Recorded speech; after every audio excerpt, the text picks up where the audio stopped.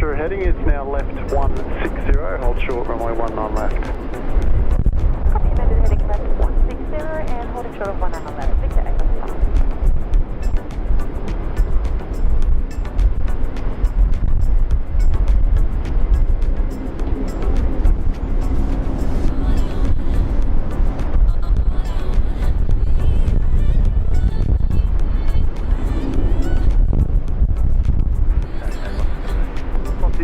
Brisbane Tower, go.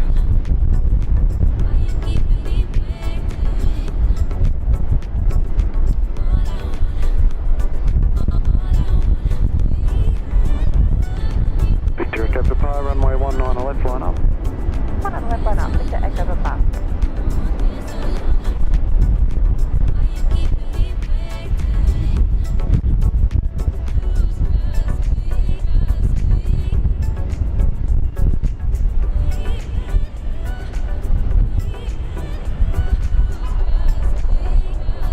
Echo Papa, runway 19 left, clear for takeoff.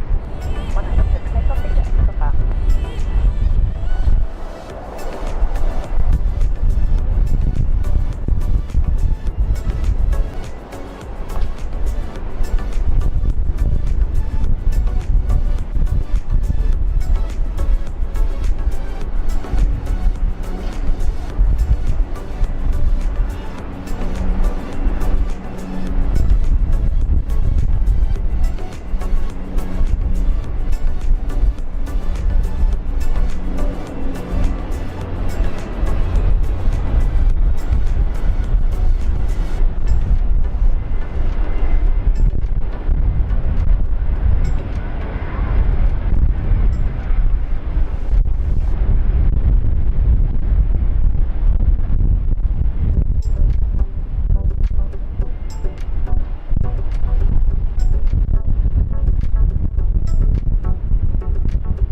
Velocity 780, wind 110 degrees 10 knots, runway 19 left, clear to land.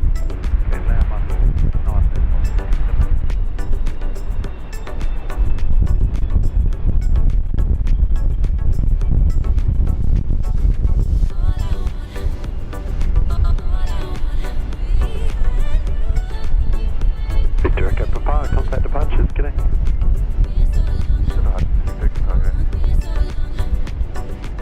542 Delta, Brisbane Tower, find heading right 270, hold short runway 19 right. Find heading right 270, hold short runway 19 left, that's fueling 542 Delta.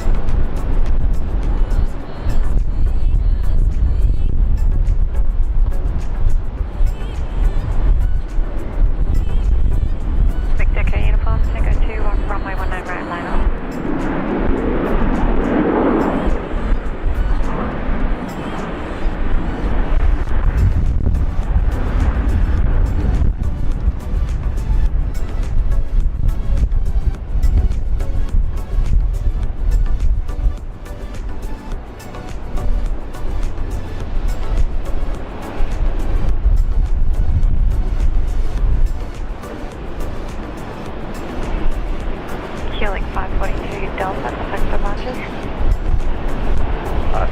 542 Delta.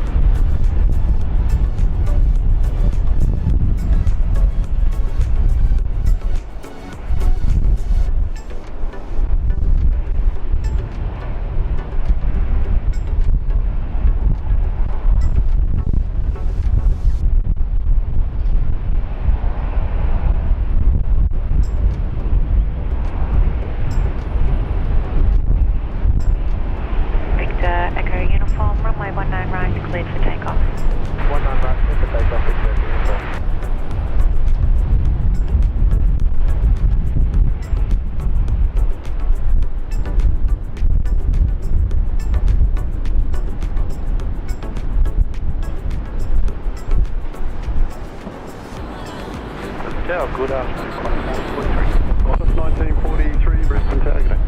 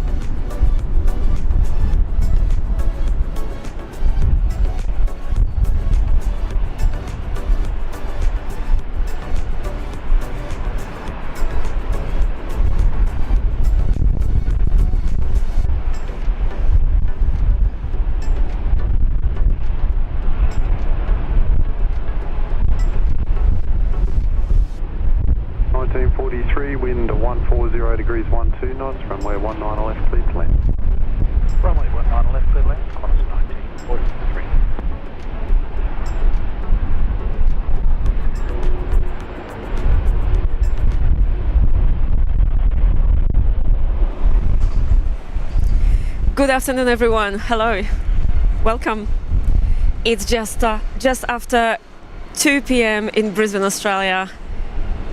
You guys are watching live coverage of plane spotting here at Brisbane Airport. Welcome, everyone. It's wonderful to see so many friends in the chat. Welcome, everyone. This is Julia Flight's channel. My name is Julia. I'm the host of today's show, and Gavin is here with me as well, our cameraman behind the camera. Welcome, everyone. Great to have your company, guys. Yeah, good afternoon, everybody. Welcome to another windy Brisbane on a Saturday. I'll get it right. A Sunday afternoon. That's a Sunday show. I don't know what day of the week it is. This is our second show this weekend. We were here yesterday morning. We're back here today for our Sunday show. Welcome, guys. Yeah, we've got a bit of a special visitor here as a Philippines 777. So that should be pushing back very soon. And that's going to be our very first highlight of today's show.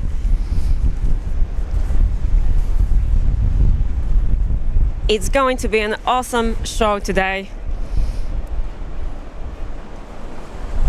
So please stay with us.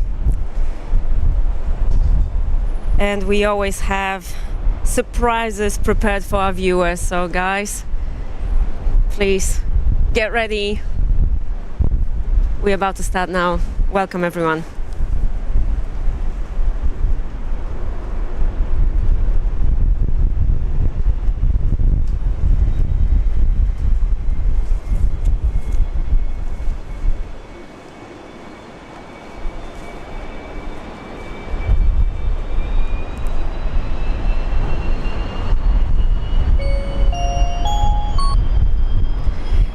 what a beginning of today's show. We've got Melbourne Aviation Videos, who has just gifted 5 Julia Flights memberships. Thank you so much. Our wonderful friend from down south in Melbourne. Thank you for supporting the channel.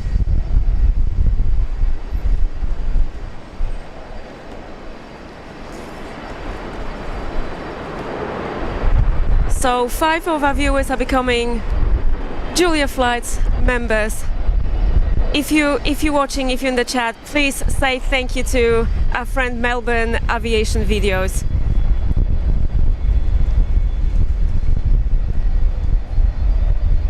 Thank you for your incredible support to the channel. Copy 332 Brisbane Tower, good day, runway 19 left, clear for takeoff. 19 left, clear for takeoff, copy 332. Yes, Chris Parker is saying another windy day. That's right, Chris. We can't escape from this wind. What's going on? Looks very nice and sunny, however, extremely windy. Yeah, it's pretty windy. The ATIS was saying maximum 18 knots crosswind. So we'll see how we go. Got some ships there looking nice in the background. Yes, guys, once again, 2 in 1. A bit of ship spotting as well, plane spotting, ship spotting, a bit of everything. A bit of ship spotting. Ship. I said ship, right? I said ship. We can see the port of Brisbane in the background. So we are spoiled here with some nice views. Thank you guys for watching. Thanks for tuning in, everyone. Velocity 737-800.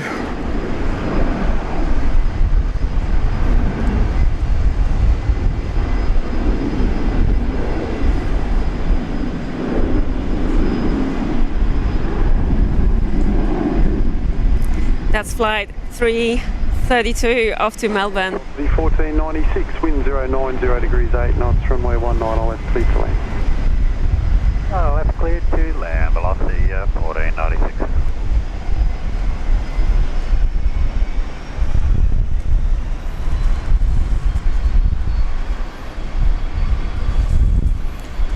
Yeah, it's probably not quite as bad as how it was yesterday with the wind, but it is more of a crosswind today.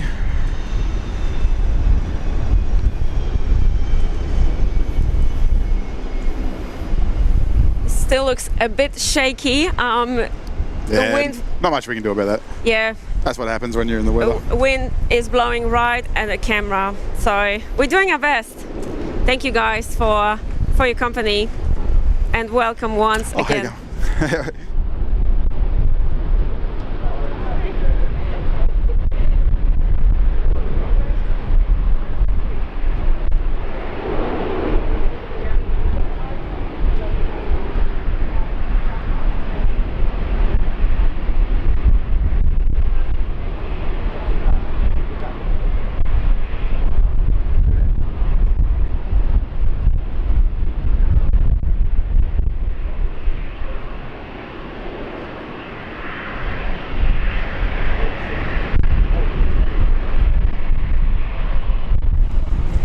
Welcome once again,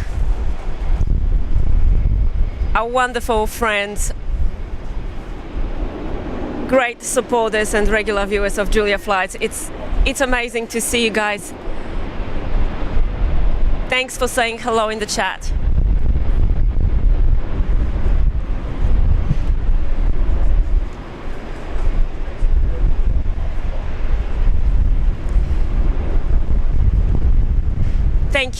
Thank you my wonderful aviation family for what you're doing for this channel. Means the world to me. So welcome guys. Queuing 379 Delta. It's going to be an awesome show today. 130 degrees 16 knots, runway 19 right, clear to land. 19 right, clear to land, queuing 379 Delta. We have a little surprise prepared for our viewers today.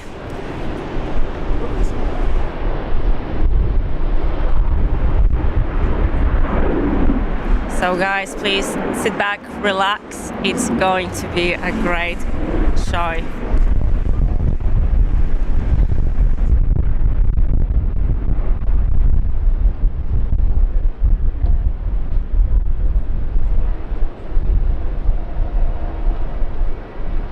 Brisbane target A, velocity 1104 ready. Velocity 1104, Brisbane Tower, g'day, runway 19 left, clear for takeoff. 19 left, clear for takeoff, velocity 1104.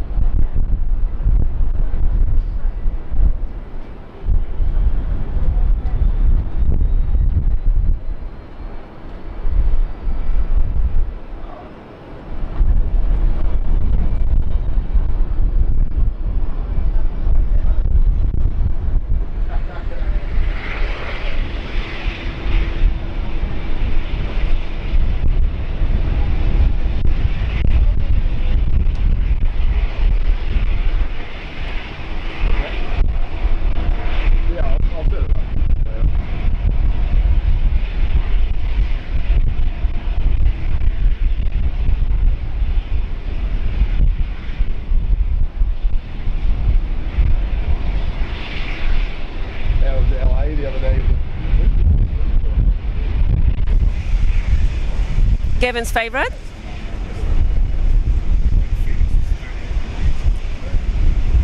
Alliance Airlines, his favorite Fokker.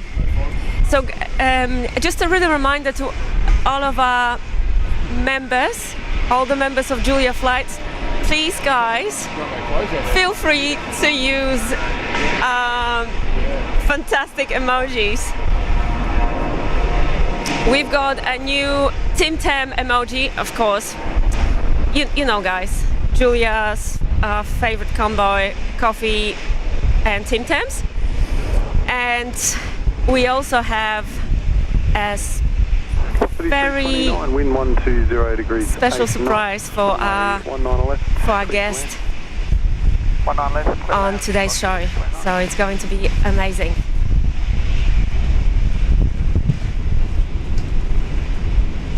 And a big shout out to our wonderful moderator Wendy Cutler. She's in the chat. We've got Gary Suha as well.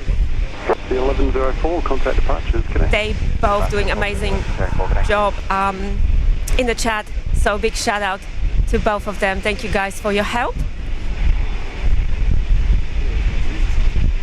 We've got more of it tuning in. We've got Elisa Kayuda, hello guys. Nat King, good afternoon to you, Nat. Hello guys. Christopher Cotton, hello everyone. Great to have you on the show, everyone. Amazing.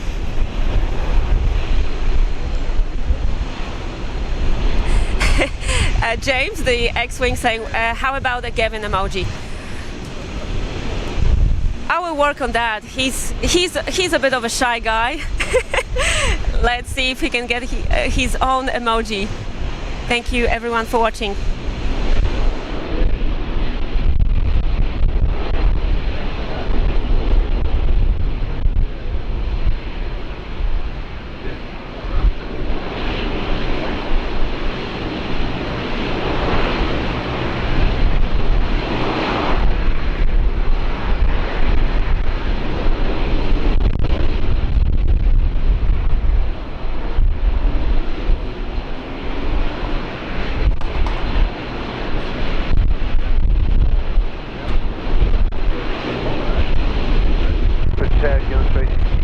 Delta ready. Julie 366 Delta, Brisbane Tower, assigned heading right 350. Tango 2, runway 19 right, cleared for takeoff. Starting right 350, Tango 2, runway 19 right, cleared for takeoff, zone 3.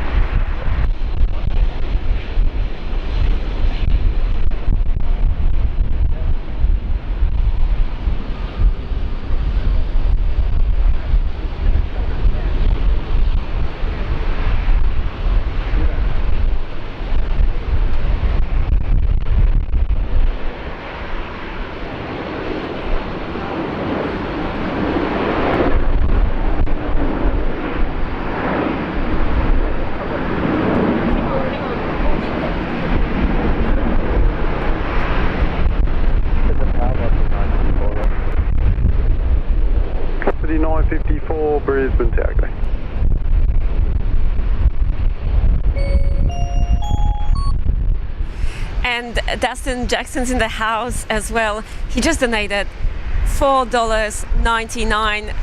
And Dustin is saying, love this Sunday plane spotting. Hi Dustin, welcome to our Sunday show. Runway 19 left, please. Thank you so much for your wonderful, very generous support. Means a lot to us. Thank you. Please sit back, enjoy the show. It's going to be amazing, and we are just getting started here today. So welcome everyone.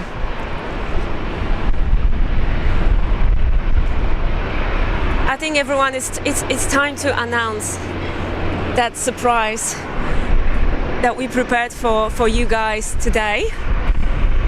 A special guest. I know that some of you have already guessed before the show started today. A special guest, a friend of Julia Flight's channel, is here with us today. Okay. Pilot Ben. So stand by everyone. We've got much more to come. And as I said before, we are just getting started here. Welcome.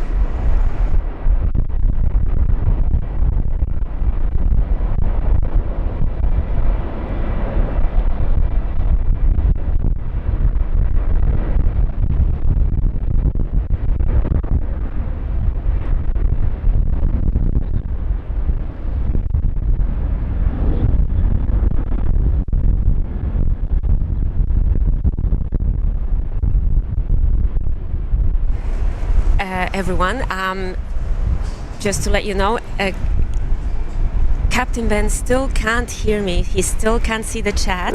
So let's do like a little surprise for him. 1717 Brisbane. Guys, once he starts co-hosting the show with me, please everyone use emoji prepared especially for our pilot Ben. All right, let's do that, guys. So please stand by. The show is about to start.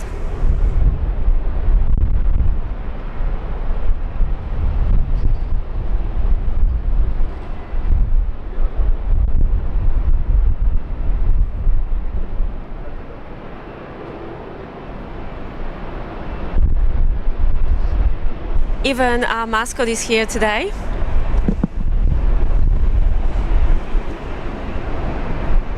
Everyone is here, ready for some good quality plane spotting. So welcome everyone to this wonderful location, Brisbane, Australia. It's 539, runway 19 left, clear for takeoff. 19 left, clear for takeoff, Qantas 539. Where?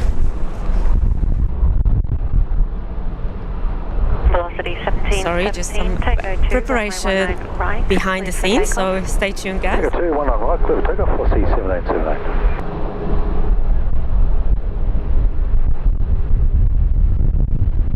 Brisbane Tower, Jets 45, ready.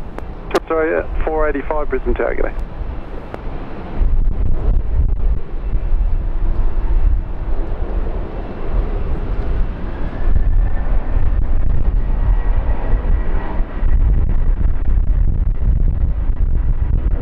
Qantas 526, wind 090 degrees, 10 knots, runway 19 left, cleared to land. Good land, 19 left, Qantas 526.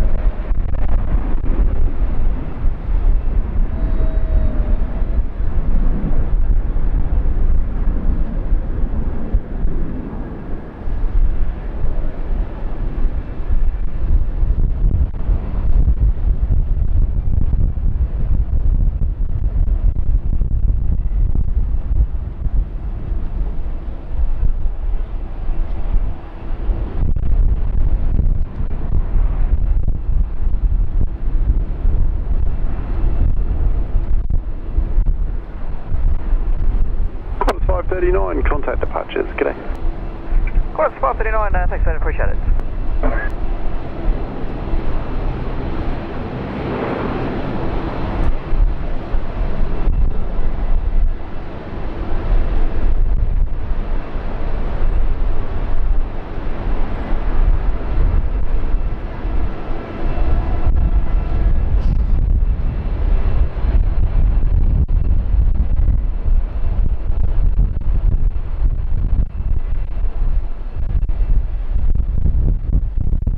485, runway 19 left, line up. 19 left, line up, Jetstar 45.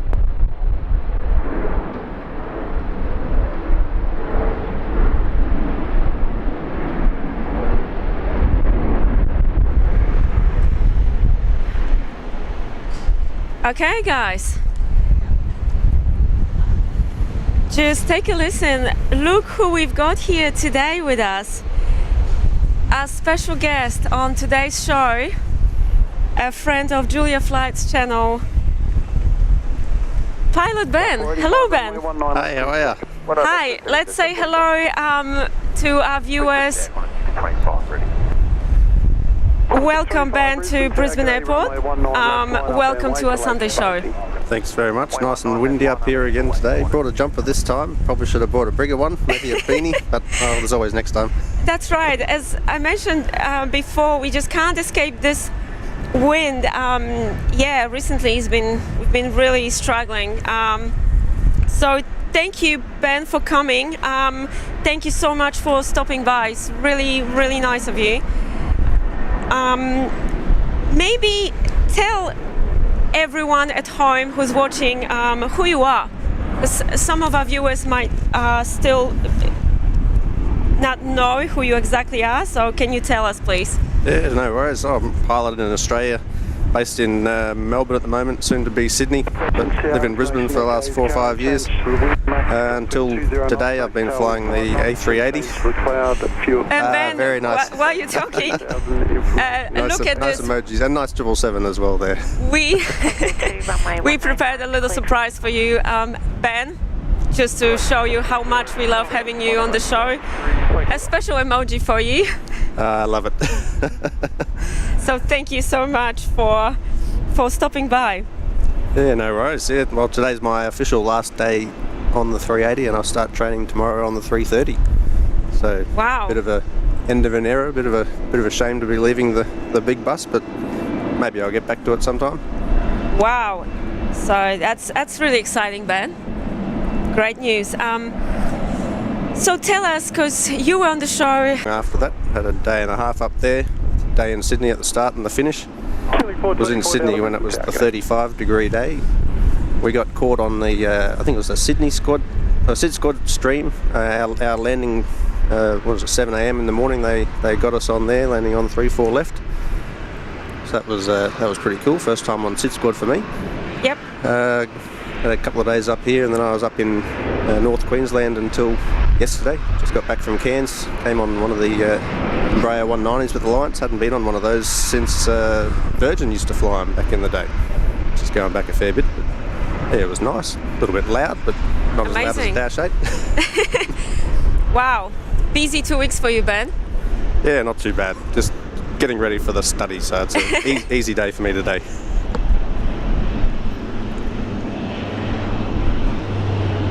That Philippine 777 looks like it's going around onto the new runway.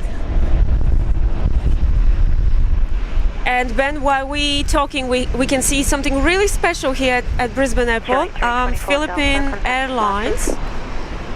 Going 324. It's an Boeing 777 Philippine Airlines. Pretty unusual at Brisbane Airport. Yeah, I haven't seen one of them here for a while for Philippines. So yeah, let's take a closer look. Thank you, Gavin. Probably I'm standing here, I'm on the way. The camera post is in the way too. That's right. 0 degrees, 15 knots, runway 19 left, clear to land. Runway 19 left. It would be a long taxi for them if That's they're a taking long off towards taxi the for that south. 777. What's that, about a 10-minute taxi or something? Yeah, Gavin just mentioned around 10-minute taxi from the international terminal down to the runway. Beautiful aircraft. It is, Going back home to Manila. it is always nice seeing 777s here in Brisbane. They're a nice looking aircraft, especially the 300s with a bit of extra length there. The 200s are just a little bit too short, I think. Yeah, it's an 11-year-old 777 300. It's going back to Manila.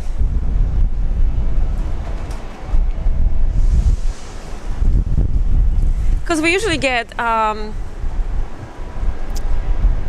A321. Yeah, A321. That's right. Seeing Philippine Airlines 777 is really unique. So Hopefully they start bringing them here more. amazing highlight of today's show.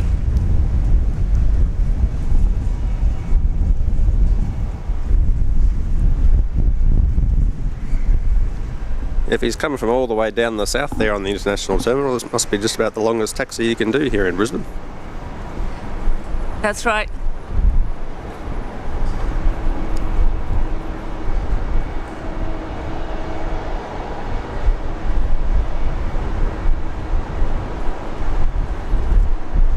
Okay, Ben, so when is your next departure? I don't know. That's right, because you're about to at the do mercy some training. of the training schedulers. I've got a couple of days of home CBT study Monday, Tuesday. Heading down to Melbourne on Wednesday for a 6:45 a.m. start for emergency procedures training on Thursday in Melbourne. That'll be my first exam, straight up, first exam. Bit Yep. rude in my opinion, but I'll get it out of the way early. In Sydney on Friday for an introduction day. Then back home for a couple of days, and then back down to Sydney for 2 days will be performance ground school and something else. Oh, like unreliable, unusual attitude training and a ground day on that. That'll just all be in a classroom. One of the days finish at 10 p.m. at night, which is be a bit rough, and then after that I'll be heading down to Melbourne for close to a month for the what would be the touchscreen procedural training to sort of learn the general procedures and that. Yeah. But I believe there's no touchscreen down in Melbourne, so me and my partner will actually be doing it in the sim, which is it's good, probably without motion, but nice to actually have the buttons and switches and everything to actually touch as opposed to the touch screen, which takes a little bit of getting used to and can be a bit frustrating if it's the same one I used when I first started 15 years ago. Yep. So that takes me through to the middle of November, and then at some point after that we're starting in the simulator, but that hasn't been scheduled yet, so not 100% sure where I'll be doing that and when that'll be starting, but that'll probably be close to another month. Yep. And then after that, getting into the aircraft for line training. Wow. Hopefully before Christmas. Amazing. Hopefully maybe I might get a couple of flights into Brisbane here, which would be awesome. We would love that, Ben. We would love to capture your arrival here at Brisbane Airport and get a shout out too. I'll give you a wave if we're pointing the right, if I'm facing the right way. We would love that, Ben. We would absolutely love that. So I know there are many new viewers on today's show watching us. Can you quickly tell us your career, your pilot history, how it all started, and how you got to this point where you are at the moment?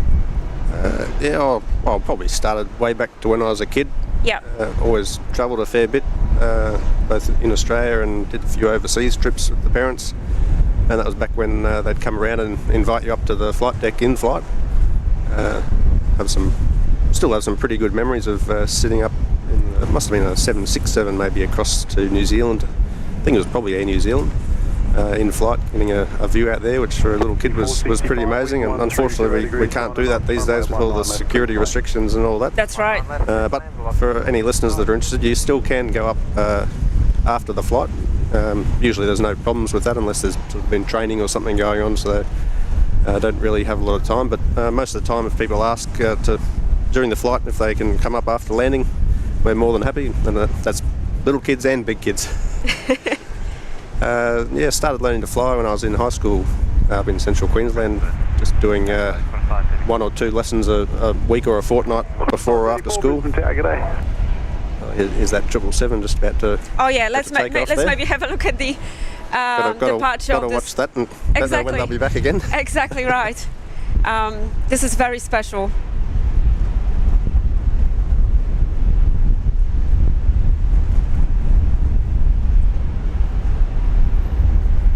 We're so happy to be seeing this on our Sunday show. It's very, very special.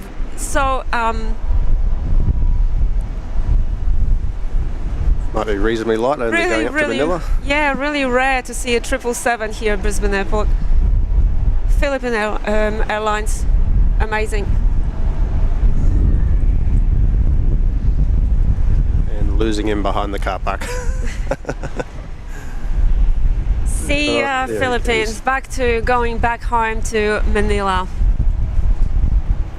How amazing was that? All right, Ben, let's go back to your pilot's history, yes. Yeah, so that was in last 2 years of high school. I was learning at a local aero club, Contact departures. which was nice and good fun in a small town. But the airport had a tower, so that was something interesting. Yep. And then once I finished school, I had a year off. Sort of had pretty much decided I wanted to fly. So I had a acceptance for a university course, but I deferred that and never went back to it. But I just concentrated on getting my finishing off my private pilot's license and then getting my commercial license in the year after school. Got that, it must have been about November of that year after, just before I turned 19. And then once my license finally arrived in the mail, because it was a little bit slow at that time of the year with CASA issuing the licenses, I got a job at the school I'd learnt to fly with, just doing VFR charter flights around the local area, scenic flights and all that, which was amazing. Was pretty cool for a 19-year-old. Oh yes, a dream job, right? Yeah, that's right. Yeah.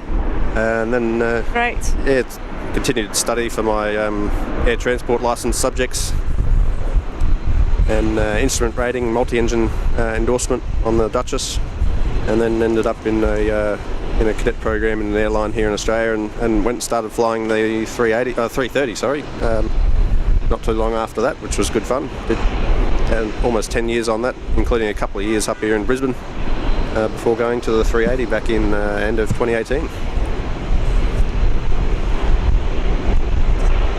934, wind 090 degrees, 11 knots, runway 19 left, please land. Amazing Land runway 19 left. story, Ben. Great. 934, workload permitting, just request 500 foot spot wind on the way down. And while we're talking, Dustin Jackson is still here and he's just wonderful. He has donated $4.99, saying, "So cool, Ben, always amazing sharing the love of aviation." Thank you so much, Dustin. No worries, and thanks, Dustin. Thanks for your kind words. We are so happy to have Captain Ben on the show with us again.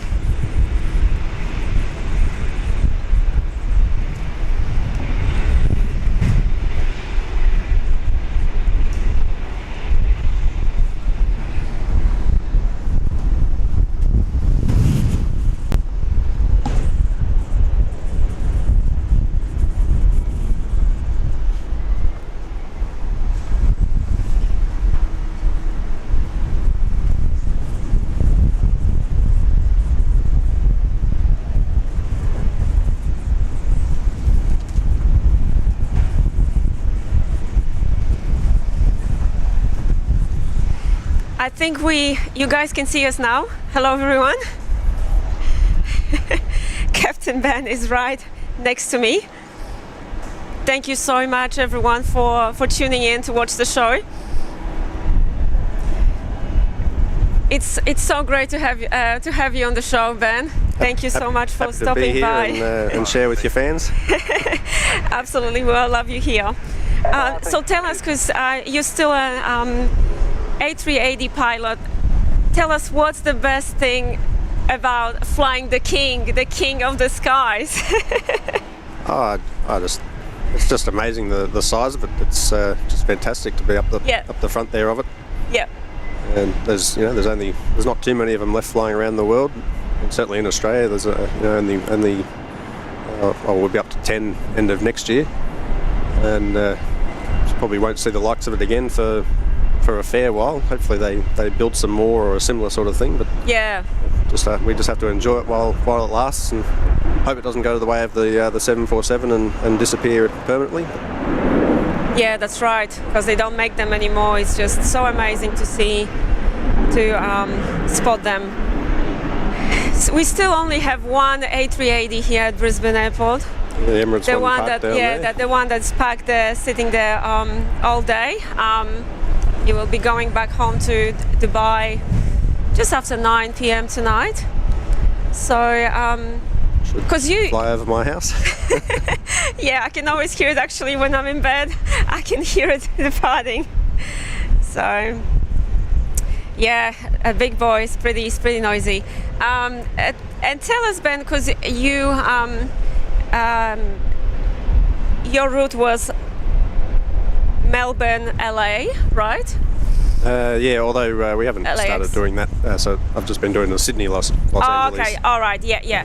So that's Melbourne, around. LA will be starting this month, I think. Okay, so that's around like 14-hour flight, isn't it? Yeah, pretty close to that. A little bit faster on the way over, a bit slower on the way back. Usually about maybe an hour or so difference. Yeah. So what are you guys doing on such a long haul flight? So many hours in the cockpit. Maybe tell us a little bit about your cousin pilot asked life. me that just the other day. We have on those long routes. We have 4 pilots up the front. So all 4 of us will be up for takeoff and landing. Yep. 5 seats up the front of the 380, and once we get up in the air, 2 will go off into the bunk and 2 will stay up there, and we just rotate through the flight. Yep. And, have a bit of rest, and usually we do two breaks on those LA flights, and probably close to 3 hours each, or close to that. And well, when you're in the bunk flight over, I don't usually sleep. Maybe just watch a movie, read a book, just listen to music, relax in the Yeah. bunk there. Flight home, just with the timing of it, I usually sleep on that because we get back into Australia at 6-7 a.m. Yep. So usually pretty tired for both breaks. So squeeze in a little 2.5 hour break while you can. Sort of sleep when you can, pretty much. That's right. And then most of the flight over and back is at night, and obviously you're over the Pacific anyway. So even if it's during the day, you don't really get to see much. You might fly over New Caledonia or would be Fiji. Sometimes you get close to Hawaii, but that's usually at night time, so you Yeah. might see the lights. Okay. Yep. But Right. sit up there and just monitor the flight and keep up with the weather of all the places that we might have to go to if something goes wrong or someone gets sick or something, and sit there and talk to the other guy or girl that you're up there next with. Yeah. Hope you don't right. run out of things to say. And I'm not sure if I've already asked you that question last time, but what do you guys eat? Because I know you need to avoid food poisoning and all this stuff. So maybe tell us something about that, like a bit of behind the scenes of a life of a pilot. So how, what you guys eat on your flight? Well, usually I might bring along like some nuts or something like that that I've probably bought intending on eating in the hotel and forgot about. But then once we get on board, there's usually some sort of pre-flight snack for us. And then sometimes we heat it up, other times we don't get time for that. Once we get underway at some stage, we might get to eat some leftover stuff that the passengers didn't eat. Otherwise they load crew meals for us. And there's usually a thing that the captain and first officer aren't supposed to eat the same thing, just in case right. there is something gone bad in the food or something. That's really interesting. Have a couple of those meals. I try not to eat too much on the flights because you're sort of just sitting down there for 12 hours, not getting in much exercise when you're away like that. So sometimes it can just be easy to sit there and just keep eating, but you do need to need to have some self-control. Absolutely. And Ben, I'm not sure if we asked you 2 weeks ago, but what was happening during the pandemic? Like, did it impact you guys a lot, or what was happening during COVID? Well, everything sort of shut down. They would have been probably sort of started noticing effects of it in might have been around late December, early January 2020. That would have been.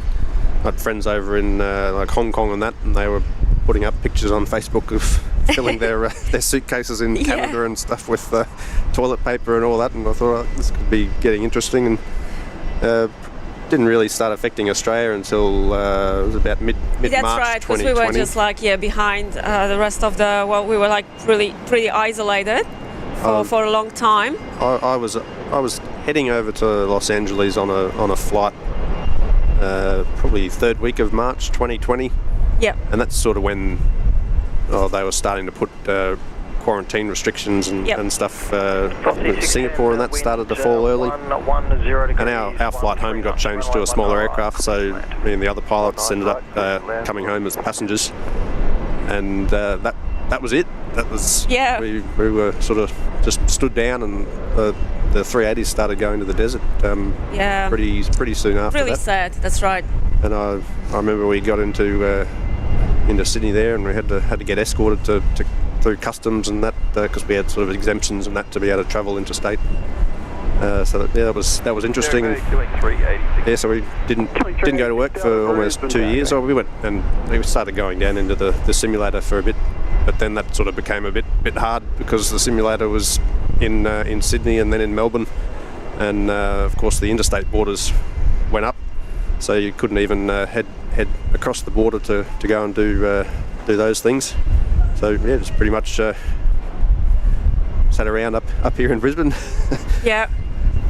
Caught up with the family a bit more. That was pretty scary. That was a really scary time for all of us. Yeah. Yeah, certainly was. I know. Yeah, and especially for aviation. Yeah, everything was grounded here. It was so sad. It was certainly quiet over in my area. Whenever I'd sort of gotten used to the planes flying over, didn't really pay attention of it. But then it sort of became a plane would go over, and I'd run out to go and look up and see who it was going flying. That's right. Yeah, that was really pretty unusual. But yeah, it was certainly good to go back to work. Yeah, absolutely. Killing 386 Delta, wind 140. We got Sing Air coming out here, 350 I think it is. Yeah, Ben, this is actually one of my favourite aircrafts. A350, just look how beautiful it is, right? They do look very nice. Yeah. We actually called it, was it yesterday, Gavin, that we decided to call the A350 the Princess. What do you think about what do you think about this nickname for A350, the Princess? Yeah, I like it. Yeah, because we've got A380 as a king, then we've got a 747 a queen, so we've got pretty much the whole royal family here, and then the 777 would be our prince. Yeah. This is our princess, guys. That sounds good to me. Amazing. And our moderator Wendy Cutler has just gifted 5 Julia Flights memberships. Well done. Absolutely. Incredible support. Thank you so much, Wendy. Thanks so much for your help as well. Means a lot to us. Thank you. 1245, runway 19 right, line up. 19 right, line up. Assuming the Singapore Airlines will be going around to 19 right again, I think. That's correct. Bit long taxi again.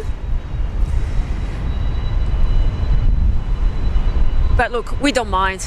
We have some more time to admire this beautiful jet. That's right. It's always good. Absolutely.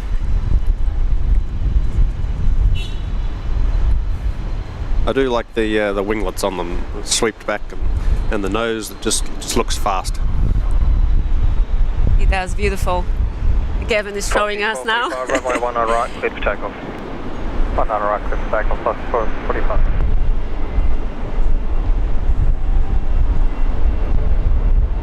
Really? Someone there asking if I eat Tim Tams, of course. Of course he does. Preferably the double coat one. I mean, the original's good, but I like the extra chocolate on the double coat. I think Julia's got some Tim Tams sitting in the car, so we might give. Might have to steal one. Yeah, Captain Ben, a couple of Tim Tams. 543. Thank you, everyone.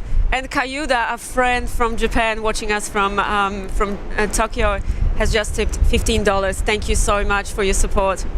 Well done, Kayuda. Thanks. Always good to support our streamers.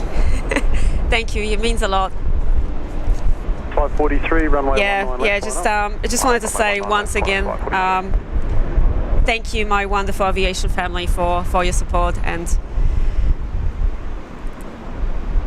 for always being so nice and appreciating our work. Bit of a Sunday rush here at the moment now. Dash 873 Fokker 350. Yeah, Ben, we actually have a lot of Dashi lovers here.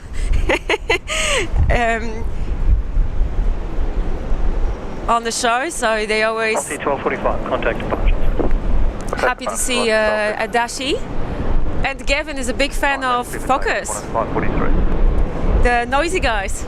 I think I've only been on maybe an F100 once or twice. I think going up to Central Queensland. I think.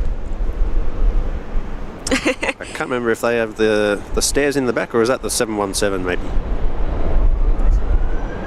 Yeah, 717 has the stairs in the back.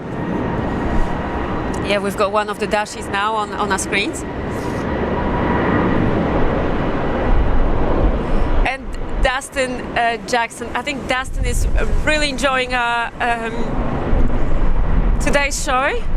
He has just donated $4.99 saying an A350 is a prince.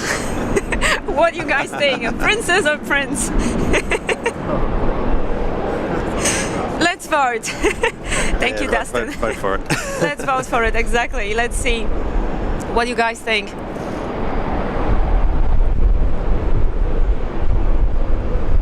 So Wonderful. the winglets on them are interesting. Every angle you look at them, they look different.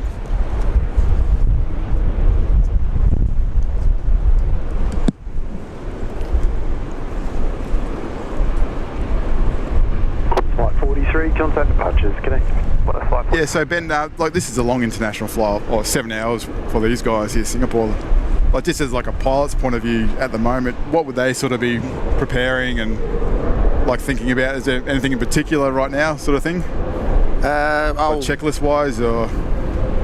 Yeah, well, once you do all your briefing before you start the pushback and all that, and you'll go through your before start checklists and everything. And once you push back and start it up, there'll be an after start checklist, flight control check. Although that can be done on the taxi on most Airbuses now, I think. Probably around this stage, they're about halfway down to the runway there, be double checking the conditions and that, making sure there hasn't been any changes either to the wind and that would affect the performance calculations. You might have to redo it if there's a decrease in the wind, or temperatures increased, or wind changed direction. And then they'll just be making sure they taxi on the correct taxiways heading out. Probably a bit of a final think about the departure and anything that might be impacting it with traffic or weather's are certainly a big one, and because they're sort of pointing the way that they're going to be eventually heading, the weather radar will be on, and have a look out there and double check there's no sort of weather that they might have to think about soon after departure. But it's sort of, in a place like Brisbane here, it's sort of reasonably relaxed taxiing out. There's it's daylight, probably come here a fair bit. There's not much traffic to think about. And yeah, it's pretty straightforward layout, isn't it? This Brisbane Airport with a parallel runway system, taxiway system, so I guess it'll make it life easier. Yeah, definitely. And it's pretty new, so it's been purpose built. You go to some airports that have been around for a long time and had numerous changes over the years with taxiways and all that, and sometimes it can be a little bit confusing as opposed as to where you can go and that. Yeah, I'm always amazed by LAX, how tight that airport seems to be. Taxiing around, say, an A380 there must be a nightmare. You'd be Yeah, we have taxiways that are wingspan restricted, and other ones, if we're heading out to the northern complex there, they send a safety car out that follows the wingtip. If we take off on the southern complex, we can't taxi on the taxiways closest to the terminal. We've got to go all the way down to the south there, so it can be a bit of a long taxiway having to cross the runways and that. But yeah, it was built back in the days when they were flying around in Super Constellations and 707s and that. Yeah, I think they built for 707 and 727. They never thought that something with an 80-metre wingspan was going to try and use the airport.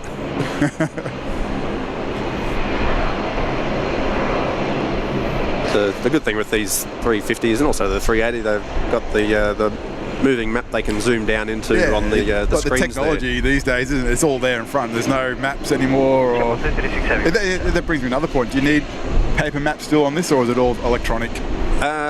Certainly in my airline we just use the EFB on the iPads. We use the Jepson one.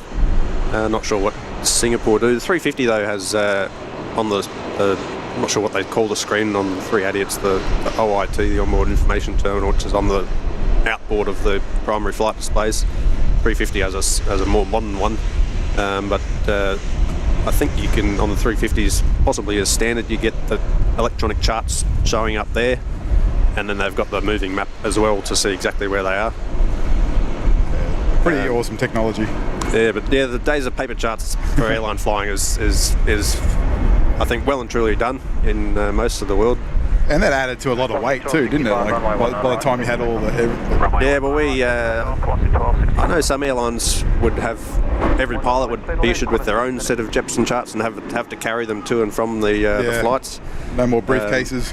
When I was flying with the paper charts, they were dedicated on board the aircraft. But there was 2 sets, and the Jepson ones, especially because we were doing international flying, I think we had three full binders of the charts and talking about the airports and all that.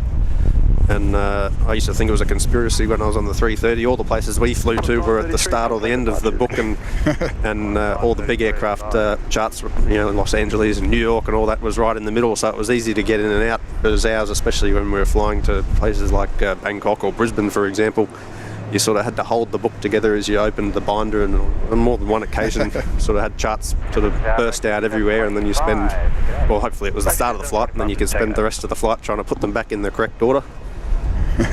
Let's catch this FOCO takeoff. Brisbane Tower, Qantas 1907 ready. Qantas 1907 Brisbane Tower, good day.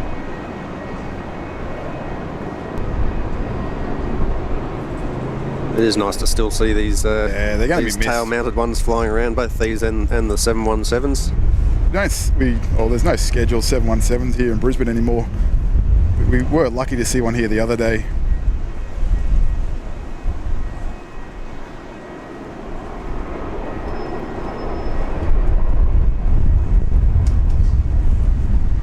Someone asked here, how difficult are crosswind landings on the 380?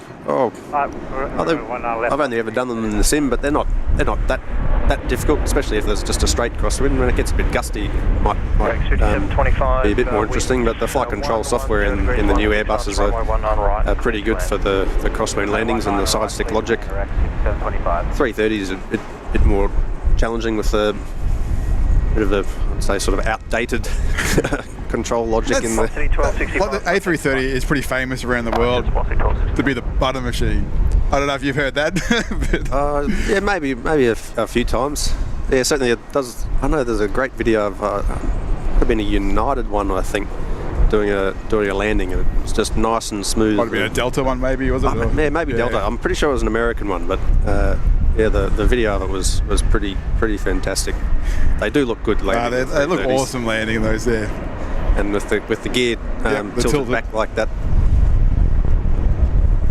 it can make it a bit challenging to do the landings on those, because you've got to touch down on the rear wheels, and then you've sort of got to fly the front wheels on, and you've got to hold it back because you don't want to slap the nose wheel down. Yep. So the aeroplanes, yes, you're still flying it properly, and we're still balancing on the back. All the way onto the ground, you're flying it, and then even once you're on the runway, you still got to put control inputs in to stay on the centre line. They're pretty popular amongst everyone watching here, anyway. But the wings on them are they're absolutely fantastic wings on the 330.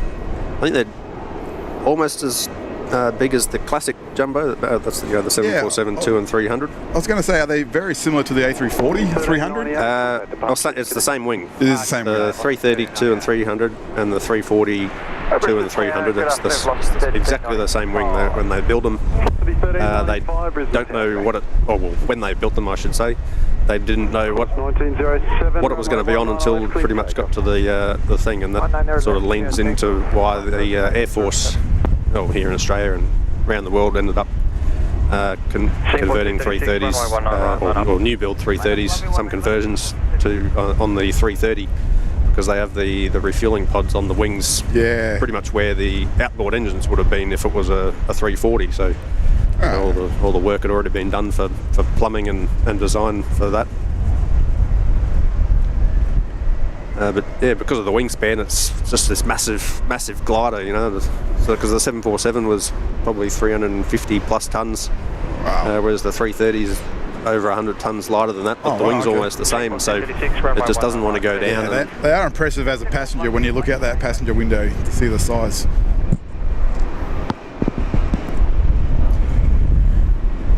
It was a different wing on the 500 and 600 for the 340. Yeah. Obviously they had the extra large engines on those. I think Lufthansa may be the only one still flying the 600s. So maybe a couple of governments somewhere around the world might be flying the 500s still. Yeah, I think there might be a couple over in the Middle East, I think, that are like VIP aircraft. The 600s certainly do look great. I remember Virgin Atlantic used to fly Hong Kong down to Sydney with them, and yeah, they just super long. Yeah, we've actually been on a Lufthansa A340-600, and what amazed me was that the toilets were downstairs. Ah, yes, yeah, I do remember that. Yeah, that was interesting. Is that 350 going? Contact departures, Qantas 1907. 1395, wind 090 degrees, nice, 10 knots, runway 19. Can't see a windsock over there, but he'd have a nice headwind for this takeoff, I think.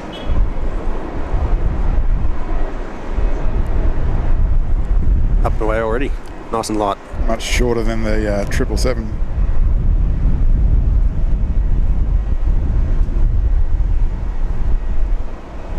You can't even hear that either. They're the quiet machines. Yeah, I don't know if you've been on one or not, but I've been on a couple of the Finnair ones. Oh yeah.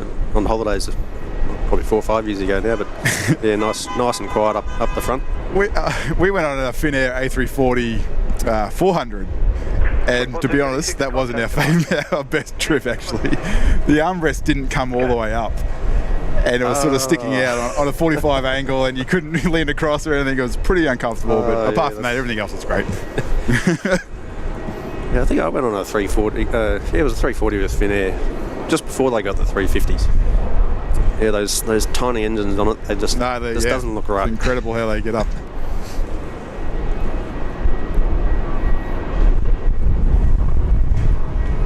Do you know anything about those Finnair A330 still coming for Qantas actually for you guys? Are they still coming in? Yeah, I can't remember when it was going to start. I think it was later this year. Yeah, there'll be two.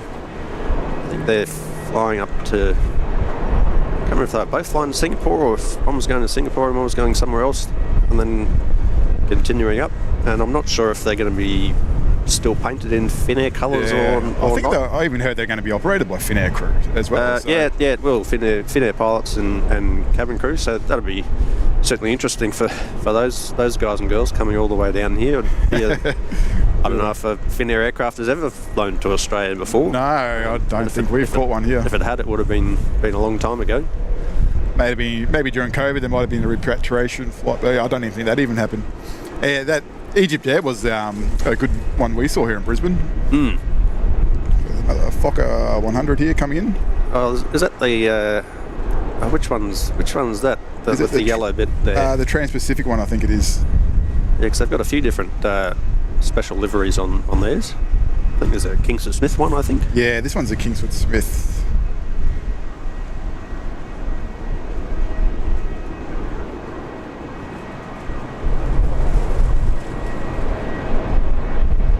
Sink at the end there. They got the interesting. Do you call them the bucket reverses or? Yeah, I think they'd call them buckets. They sort of retract into the back there. You get some of the older ones, I think. Might have been the 727s maybe, and some older, might have been like the DC, some Douglas ones where they had the actual. They enclosed. They came out, and instead of going in like that, they met at the back, outside the back of the engine, and sort of diverted all the efflux forward and around the engine. So when an aeroplane does use reverse thrust, the engine's not spinning. Just so everyone knows, the engine is not spinning backwards.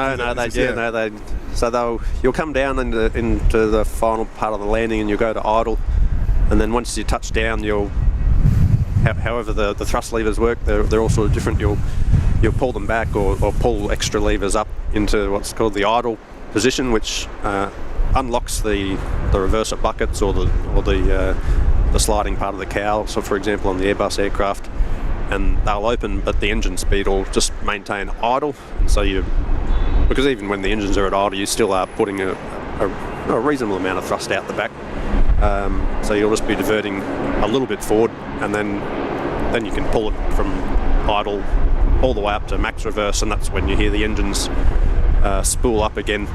So you're putting, depending on the engine, a little bit of thrust out the back, but majority of it going forward and around the aircraft, just to retard the path of the aircraft a little bit. And they're more effective at high speeds, so you sort of want to put them out early, and especially if you're landing in sort of wet conditions and all that. Just helps with the braking and getting the wheels solidly on the ground in conjunction with the spoilers. But you don't have to go to full reverse for every landing. Some landings there will be no worries with idle reverse. So that obviously probably recommended, and if not required, because that way it saves engine time. Yeah, engine wear or fuel as well, because if you go up to above idle up to max reverse, you are increasing the fuel flow. So obviously for economic reasons, idle reverse saves a bit of fuel and wear and tear costs and all that. Well, Embraer 190 going out there. I was on one of those yesterday. They're actually pretty nice to fly, aren't they? There's for not too long, I guess, but the seating configuration 2-2. Yeah, you got up the front will be one and two. Yes, they're the ones that have business class, and then 2-2 like in the Dash 8s. But I'm not sure what the fuselage. I think they're a little bit wider than the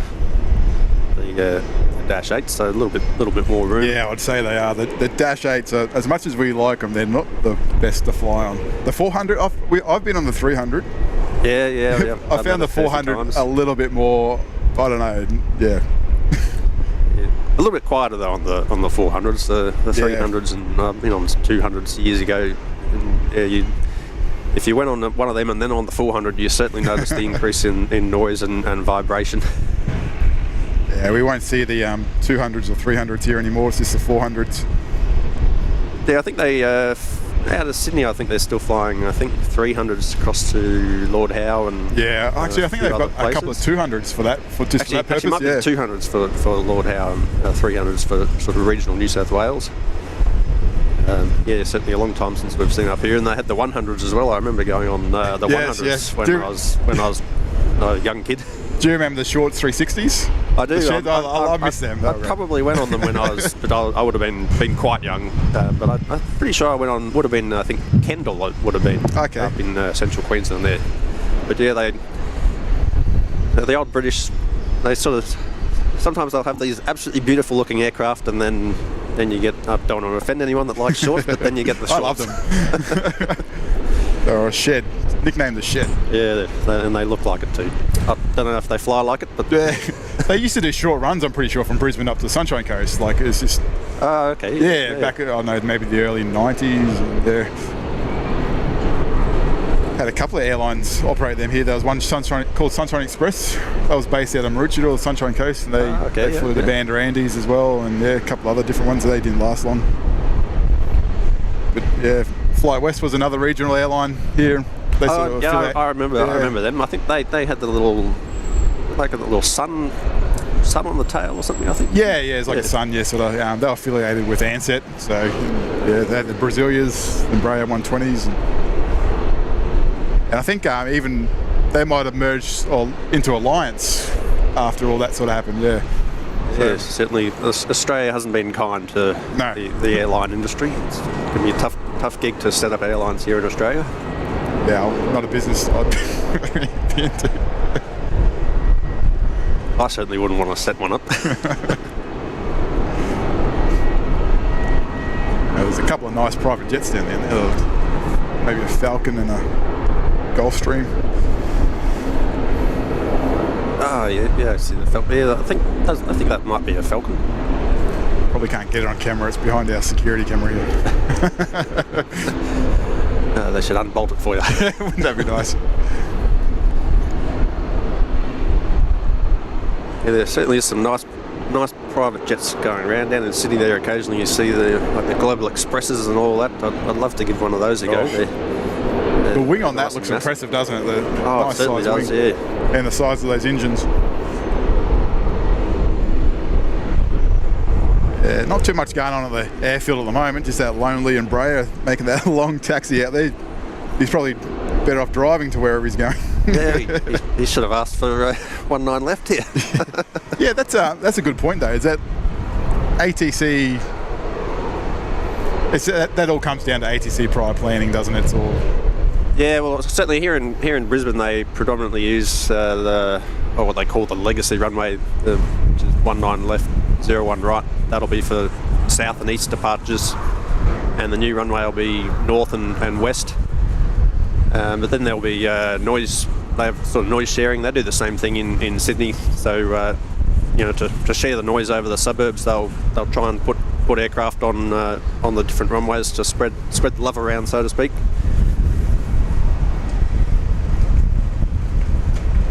Amazing. Everyone is saying, learning so much today. Happy to share. Thank you so much, everyone. And even Kirsten says the amount of info we learn each stream. Absolutely. So those of you who just tuned in to Julia Flights, welcome. We've got a special guest on the show today. A380 pilot, Captain Ben. So thank you everyone for tuning in. Thanks for keeping us company. And a massive thank you to our special guest who's here with us today.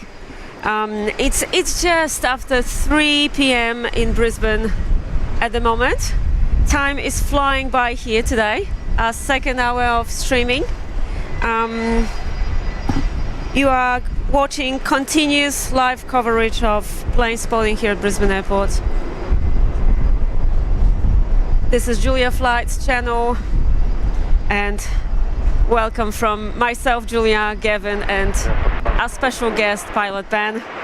Cross 1944. Welcome everyone. Welcome everyone. Hello from Brisbane Airport, Australia.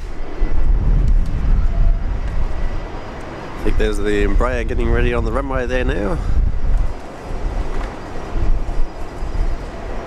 And we've got a question for Captain Ben from one of our viewers. Ben, what was your scariest flight experience? Any scary flight experience for you?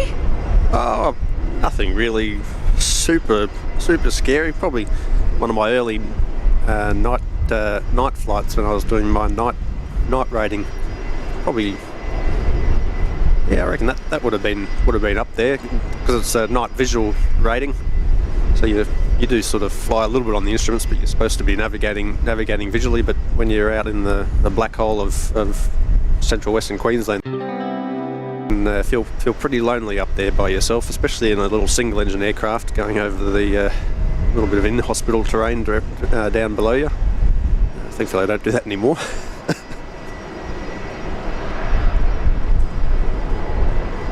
There's the Alliance Embraer going up. Departing now. It's off to Mackay.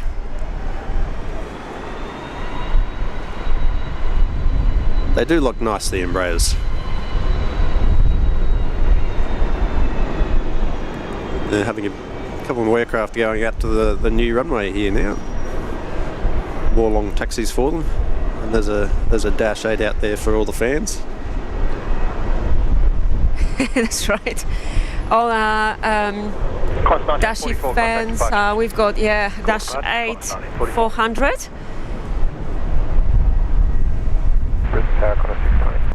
With the bigger engines on that and extra performance, they certainly get up and go a lot steeper than the old 300s. The wind on the ground's moving around a little bit. Around 080 to 120 degrees up to 17 knots, runway 19 left, clear to land.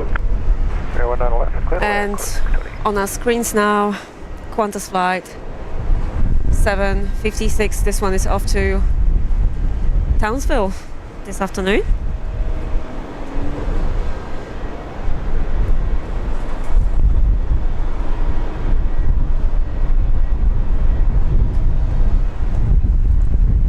that's us again. Hello.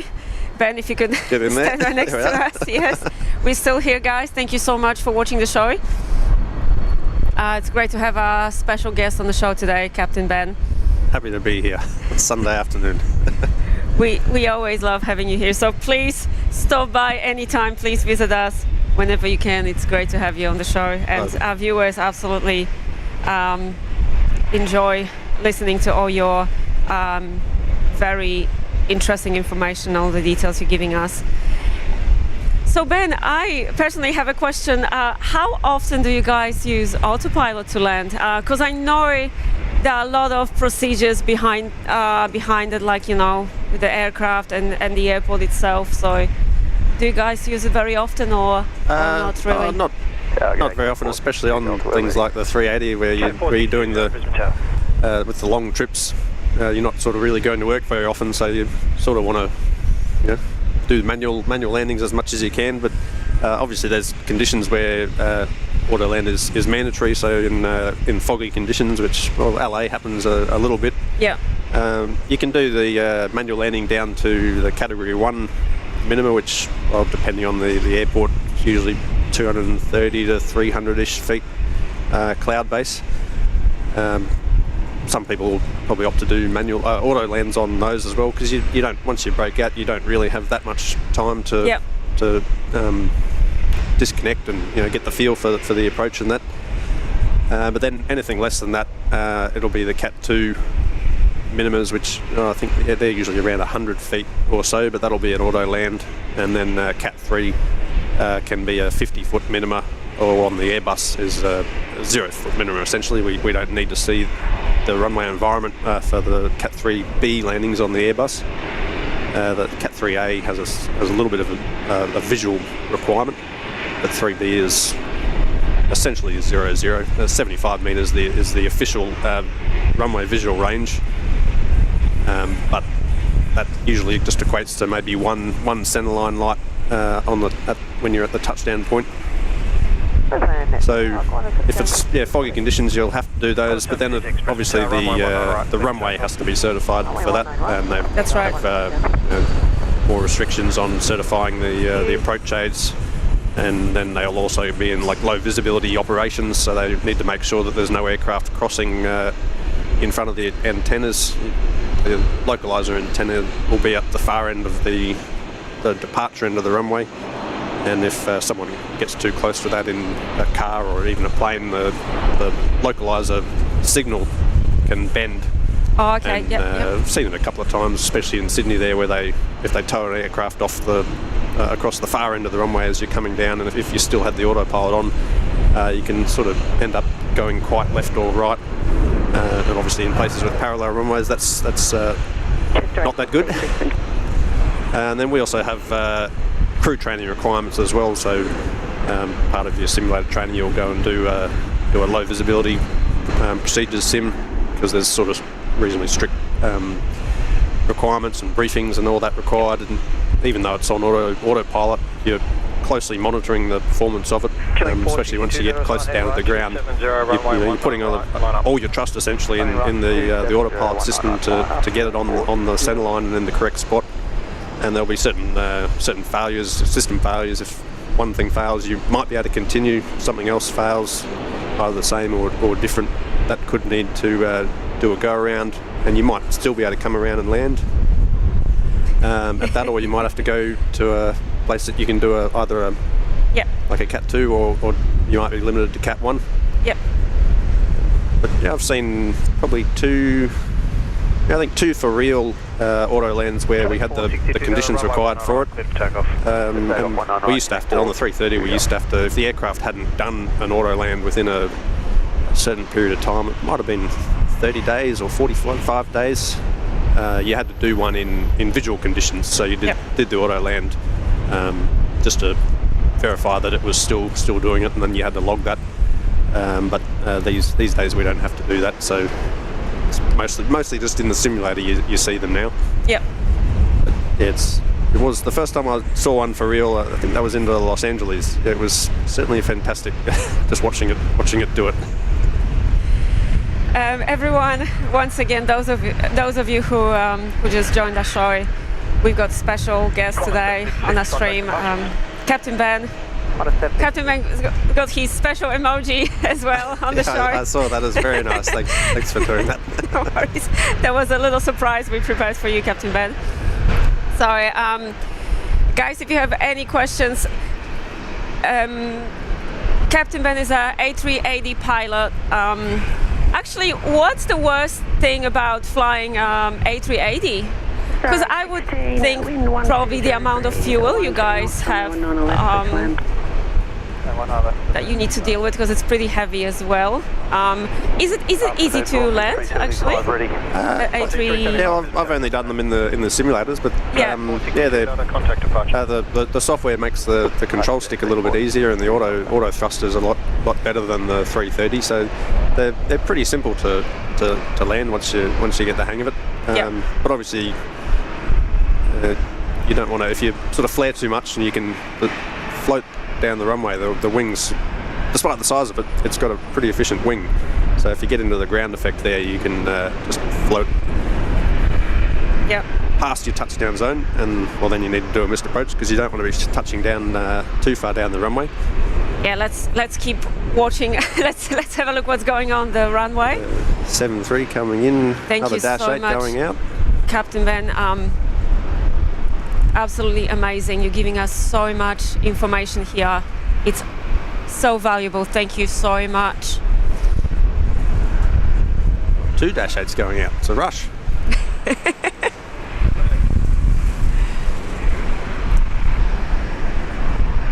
Loving it. Absolutely amazing.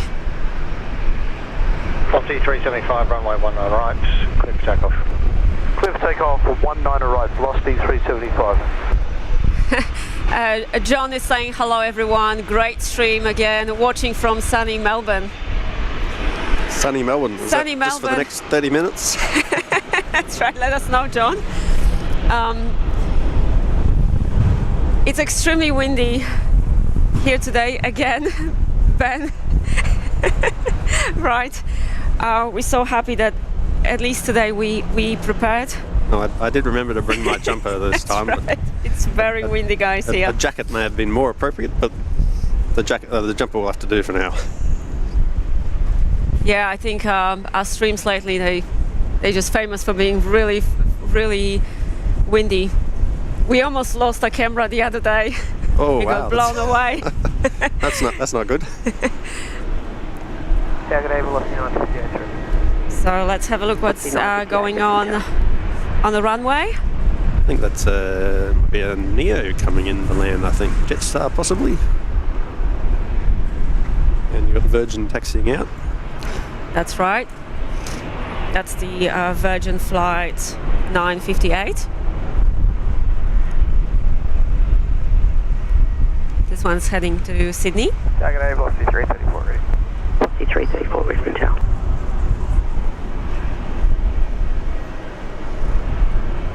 And yeah, we've got Jetstar landing. No, that's not a Neo. It's just got the winglets. That's right. Yeah. That's the A320.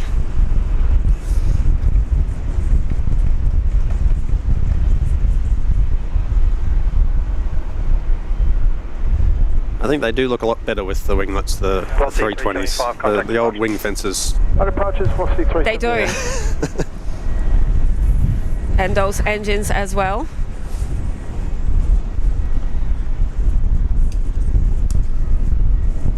See 951 wind, 110 degrees, 12 knots, runway 19 left, clear to land. 19 left. 110, it was 0804, moving around a little bit. Swinging around.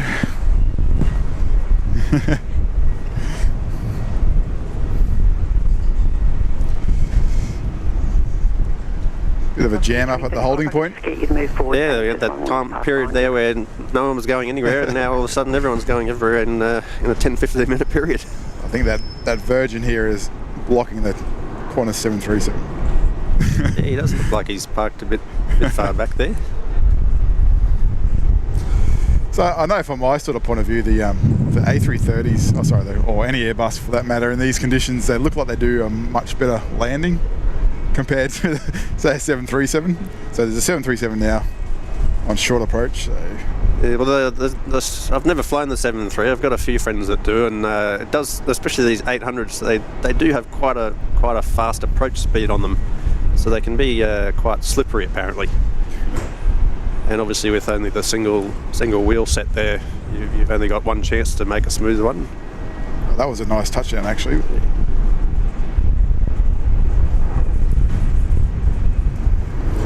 But also, these trees that are there pretty close to the runway too, that can block the wind, can't it?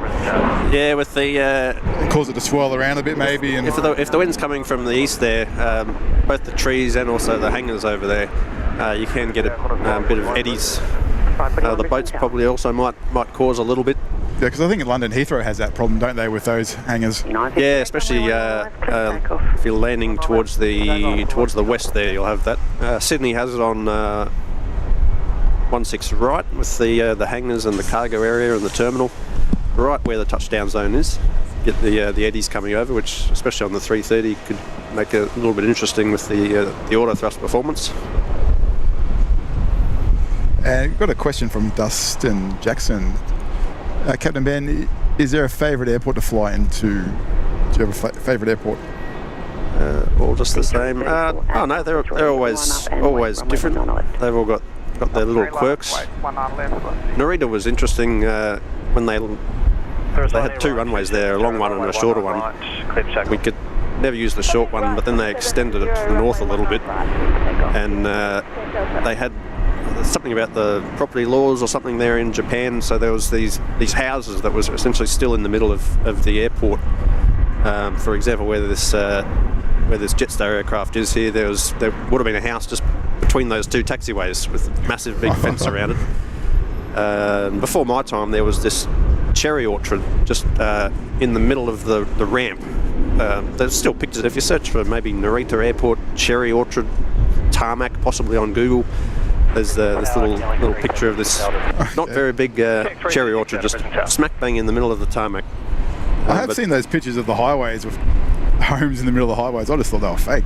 Maybe. Yeah, well, that's sort of what it was like in Narita, especially. Well, one of the houses is still there, but one of them has been demolished. But it was in the middle of essentially where this taxiway was going to be built, but the house was there, so the taxiway went straight, and then you just did this dog leg around it, and then back into the straightaway.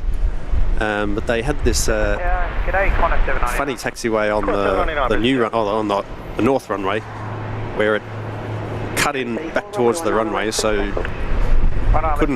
couldn't taxi past a certain amount in a big aircraft if something was landing. And there was this guy that had a fence painting there with, I think it said "Down with Narita Airport" or something, and he'd land there first thing in the morning, and he was standing up on this little ladder behind his fence with a megaphone. I don't know what he was saying. Obviously we couldn't hear him. But yeah, so that was sort of interesting seeing that in Narita. Yeah, favourite airport. The views going into Hong Kong were always good if there wasn't any clouds, with all the mountains, and if you came in around past the city, it was always fantastic views. But probably don't really have a favourite. But always nice coming home though. Yeah, nothing would beat that. What about flying at night time? Have you seen any strange things in the sky? Probably a really big meteor years ago coming down over Western Australia there. It just hung in the air for quite a long time, and we were watching it. We were half expecting it to impact the middle of Western Australia. No one would probably know anyway, would they? No, well, certainly not out there. Someone's got a question here. Who's that? Benjamin saying the 380 and the 777 surprise you how much runway they use on long haul flights. Oh, well, most of that's with the sort of wanting to be economical, both for fuel use and also engine use. These days, we do D-rated or in the Airbus Flex takeoffs, so you're not using the full power of the engine. So you'll put all your weather figures, the wind and the temperature and the pressure and your weight into the flight performance computer or whatever system you're using, and if you say you want to do a derated or flex takeoff, it'll give you speeds and thrust to use essentially as little thrust as you can to take off, which will mean that you'll use a lot more of the runway than you would if you'd just done a full power takeoff. And obviously if you're heavyweight as well, that sort of adds up. So it's sort of not uncommon to come out with a stop margin of less than 100 metres or so, which essentially means if you rejected at the decision speed, you'd come to a stop just before the end of the runway. We've got a 7-3 taking off. Yeah, he's. I think he just reported he's going to vacate off Alpha 3. 41, Okay. did you want to return to the bay or park somewhere? Just park somewhere for it at the moment, thanks. Qantas 541. So he might just have a bit of a technical issue. He said he just wants to park somewhere, so it might be something reasonably minor, but they... 799, current crosswind 15 knots. 107.99, thanks. Yeah, I thought maybe the wind might have just swung around a bit. And he said the crosswind, so I think he might just be wanting to recalculate. They might even be changing runways possibly.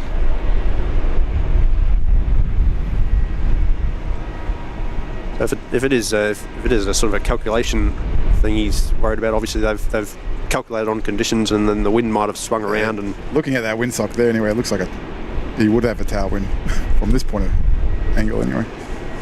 Yeah, they might have got out there, and the wind on the ATIS might have been one thing, and then they get out there and see. One thing is you always want to either check what the tower reports or have a look at the crosswind, or the windsock there, and obviously if he hasn't worked on a tailwind calculation and it's showing a tailwind, you can't take off with that. You need to recalculate with the new wind that you've been told or you see.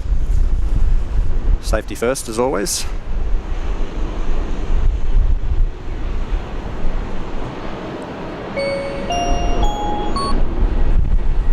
And John Vogel, regular viewer from Melbourne, has just gifted 5 Julie Flights memberships.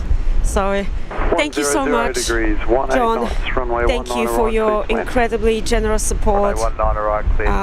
And you guys supporting us, it means a lot. It allows us to continue to do what we love doing. So thank you once again, and welcome to all our new members. 478 Alpha 3 and Alpha 4 are available. Runway 19 left, clear to land. 19 left, Looks like he's going back up again for 19 left, so they've obviously sorted out whatever they were dealing with.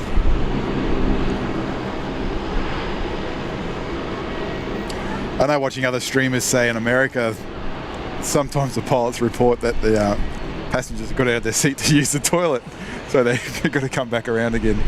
Yeah, well, thankfully I haven't had that, but yeah, I have heard about that happening to people. You know, I mean, I guess you got to go. You got to go. But, obviously, if someone gets up and about, that'll be something we'd want to be hearing about from the flight attendants, because you don't want to take off, because. Well, even just on the takeoff, they could fall over. But if you did have to stop for whatever reason, it can be reasonably a violent sort of feeling doing a rejected takeoff. And if you're standing up or you don't have your seatbelt on or something, you're not going to be staying where you are.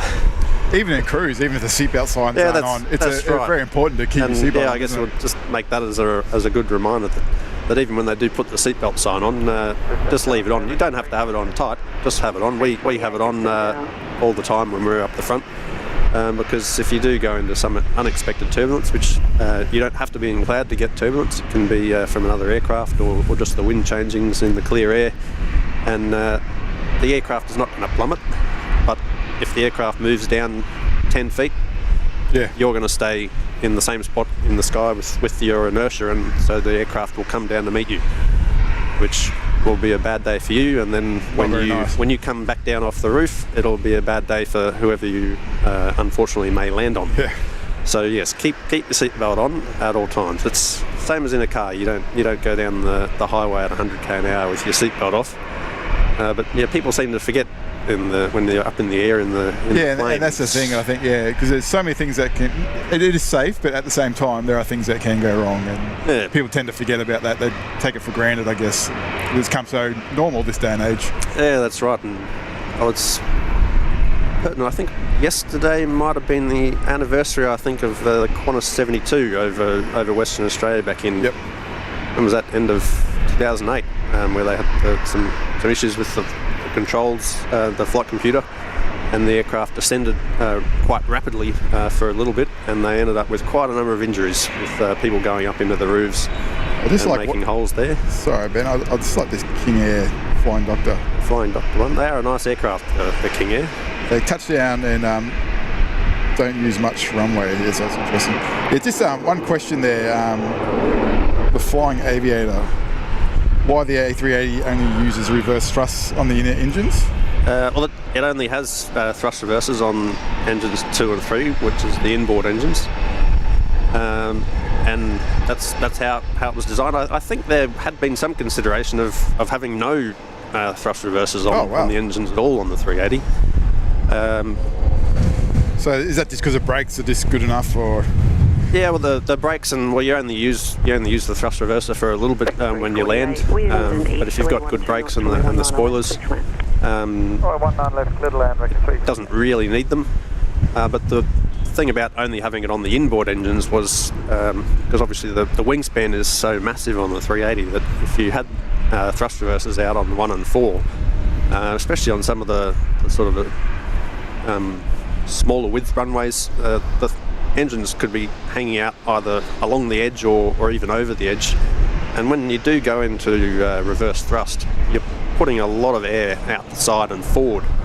And that's another reason why we don't use it at low speeds, because if there's anything on the runway, it can be pushed forward and then go back through the engine, or even just the turbulent air can affect the airflow through the engine. And these are, they're finely tuned mechanical things, and you could get a bit of damage inside. That's right, not cheap. So yeah, they didn't put them on the outboard engines. And another thing is the weight, and thrust reversers on the 380 are about 500 kilos or so per engine to the weight, and you're only using it for about 30 seconds every flight. So if you're carrying around an extra ton of weight, if you had it on the extra 2 engines, that's a lot of weight to be carrying around for 14 hours or so on every flight, with the added fuel burn of the extra weight carrying them around. So that's essentially the reason why we only have 2. How wonderful is that? How great is to have Ben on the show, A380 pilot, short runway 19 right. a big friend of Julia Flights as well. Thank you, Ben. And I think it's getting late for Dustin Jackson, who's watching us from Cincinnati. He's celebrating a 1 month of membership with Julia Flights. Dustin is saying good night from Cincinnati. Love the stream. Thank you, Dustin. Well done. Good night. Good night. We really enjoyed your company. Thank you for your support, and thank you for your questions as well to Captain Ben. Please stay safe, and then we'll catch you on our next stream. It was that Rex 73 there. Always nice to see them up here now in the 737s, and then you got the King Air over there just taxiing over to the general aviation area.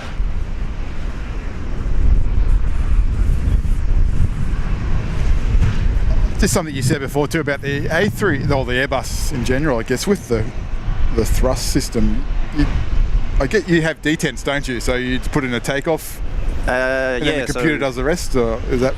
Yeah, we've got idle, and then you go up to a climb detent, and then up above that is the flex/MCT, and then all the way forward is the toga detent. So if we did a heavyweight takeoff, you might be in the toga detent, which is essentially full power, not on the 380, not quite full power. You get the full power if you take the APU bleed or the engine bleed off. Flex detent will be for D-rated takeoffs. We can go all the way from I think flex 30 all the way up to, I think it might be 72 possibly, if you're very light. I haven't seen that. Saw it on the 330 though. Is that just a percentage of the engine power, or is it when you say flex? It's a flex temperature, so it's like an assumed, you're assuming a temperature, so it'll just, you just put in this assumed temperature, and then the computers decide how much thrust they're going to put out. Some on the 737s it's called a D rate, but it works reasonably similar. And then so for takeoff you'll either be in the toga detent or the flex detent, and then once you get up in the air it'll tell you based on your acceleration height to go into the climb detent, which sometimes may result in an increase in thrust or a decrease depending on what you're taking off with. And then on the Airbus you'll leave it in the climb detent essentially until you come into land. And that's another thing, the actual throttles don't move, do they? No, they stay in that same yeah, position. that's right. Yeah. They're back driven on things like the 737 and the Boeing aircraft. So as the thrust moves, you'll be able to see the thrust levers moving. Whereas on the Airbus, we just have an indication on the engine warning display in the centre of the cockpit there, showing what the commanded thrust is and what the actual thrust is, and then there'll also be a little blue circle there showing what the thrust lever position is. But yeah, you're right, Gavin. They don't move. Because the Boeings do move, don't they? For how much power they need and up and down. That's right, and that is a little thing that takes a bit of getting used to on the Airbus. On the Boeing, you can, out of the corner of your eye, or if you had your hand on the thrust levers there, for example, coming into land or on the approach, you'll have that sort of tactile feedback as to what the auto thrust system is doing. Whereas on the Airbus, you need to include the engine display in your cross-check there out of the corner of your eye to see what it's commanding, and also you can hear the engines stalling up or down, so that gives you a bit of a thing. But yeah, when you have your hands there, you're not feeling anything. It must be a bit strange at first. Just got that one from Benjamin. So how long does it usually take to prepare a 380 for flight? Depends on passenger payload schedule. Yeah, we'll usually turn up. The pilots and crew will usually turn up about 45-ish minutes before the scheduled departure time. Catering may or may not have been done before that. That'll be the baggage and freight loading happening at that time. Probably start boarding maybe half an hour-ish before departure, and it all happens reasonably quickly, and it's because everybody's got their sort of job to do, don't they? And we have like this thing called a precision timing schedule. So the caterers need to sort of have left by a certain time, and things that you start boarding at this time. But obviously it's just a schedule. It doesn't usually survive first contact with the enemy, so to speak. And yeah, you might have delays with maybe passengers have got lost in duty free or lost in the airport, and then if they don't turn up, then you've got to get bags off, and that can add to delays and that. But if everything goes right, half an hour to 45 minutes is usually a pretty standard schedule. We've got our things to do at the front. Cabin crew will have their things to do down the back before passengers start boarding. That's pretty quick, really, when you think about it for something so big. Yeah, that's right, and certainly it helps on things like the 380. You usually have the 3 aero bridges there, international airports, two aero bridges for things like 777s and that. Yeah, so there must be a little bit of a tailwind maybe, because that 737, 700 there, sitting there took a bit of a longer time to exit. That's taxiway Alpha 7 down there, I think it is, under Bravo 7. At least it's nice and quiet here, so if you do use a bit more of the runway, it's not like New York or somewhere where the controllers are going to start talking to you.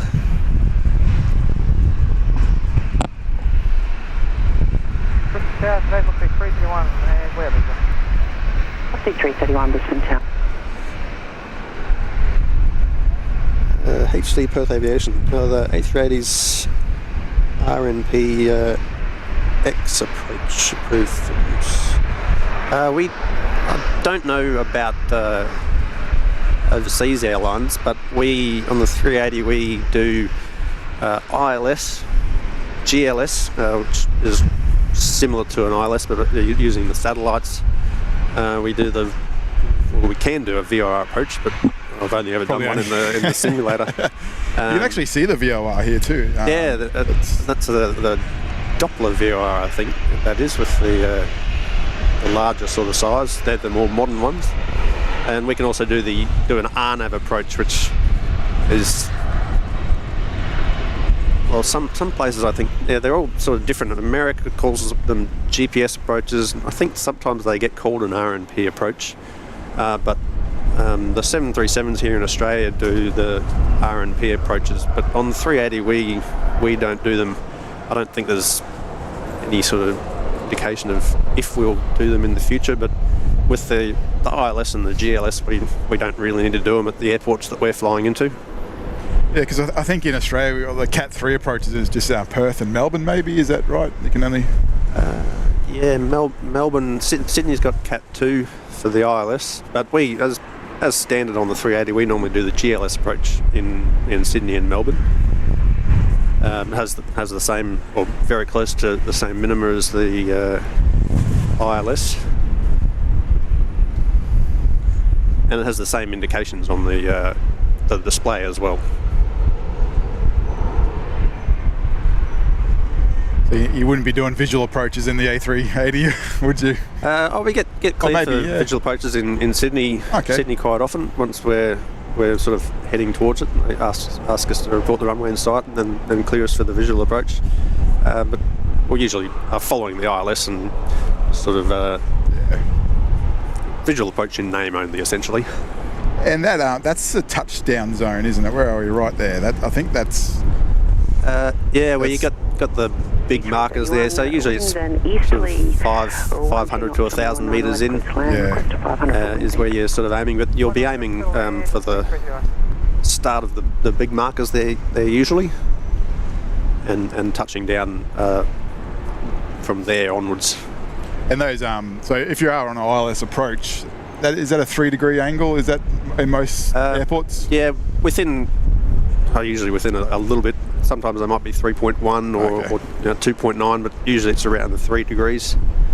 And just to the right of where the big markers there, you can see that little white and red hut with the white and red vertical antenna there. That's the glide slope antenna. So you can see that it's sort of pretty much matched up to where those markers are. I don't know if you've ever seen that movie Die Hard. I can't remember which one it was when they go out and alter the glide approach. So Die Hard 2, I think that was. Yeah. The Christmas one, I think it is. Yeah. 106. Well, the ILSs, they also they don't just put out one signal; they put out these lobes. Yeah. So you can get what's called a false glide slope, which, from memory, it might be somewhere around maybe 4 or 5 degrees or something, but it's above there, and you could capture that and come down much steeper. Okay. But we have checks coming in. There's height checks that you do, and there'll be like a final approach fix, maybe 5 miles out or so, and there's a height related to that. So if you are doing the ILS in instrument conditions and can't see, when you get to the final approach fix or whatever fix is specified on the chart, you verify that against your PFD, and obviously if the display is showing that you're on glide slope and at that height, then you've got the correct QNH loaded, obviously, as well. You can be confident with the performance of the glide slope. But then, if it's different, you'll be asking questions as to why, and if you're not visual, you'll probably be doing a go around at that point to work out what's gone wrong. Now this one's operating for Air New Guinea. Yeah, Omni-Air International. You see them here a little bit. Yeah, normally for military charters. Yeah, that's right. As you vacate the runway, contact ground 1217. Yeah, the last few years, New Guinea's have been having different airlines. They've been having usually wet leases, I think. Yeah. It's 5 at 28. It's always nice to see something different. Between 070 degrees and 130. Yeah, I honestly miss the Qantas flying the 767s. They were a favourite of mine to fly in. Yeah, I certainly was going on those as well, especially on like a Sydney-Brisbane leg or something, the performance on them, especially if you're sitting right down the back as they just after they lifted off the runway and then they were pitching up to maintain their climb out speed. It was very, very nice feeling. But I remember like maybe mid-2000s onwards, you could, booking a flight, say to Sydney, you had so many different choices of airplanes to choose from. That's right. All the range of 737s, 767s, A330s, up to a 747 even. They had those 737-400s, the old 300s classics, even, the 300s, They were, great times. Just for an hour flight down the road, you know. I think that Qantas 73 looks like he's happy to go now, I think. And mango passion fruit kombucha here by Julia. Thanks very much. Haven't had one of these before. Fancy stuff here. Oops. Another one coming in. 716 Brisbane Tower, g'day, runway 19 right, clear for takeoff. Runway 19 right, clear for takeoff. Got a 716.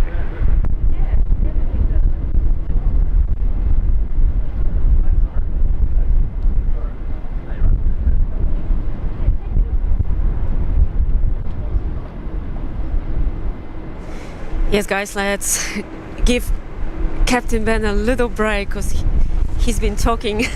He's been patiently answering all our questions. Very, very kind of him. So thank you everyone for keeping us company.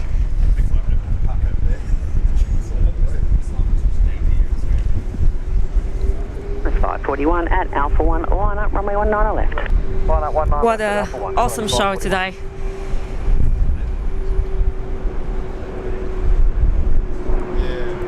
We started off really nicely with that 777 Philippine Airlines. And now we're enjoying a company of our special guest on the show, A380 pilot Ben, who's a big friend of Julia Flight's channel. Qantas 1934 Brisbane Tower. Qantas 541, runway 19 left, clear for takeoff. So thank you everyone for keeping us company. 541.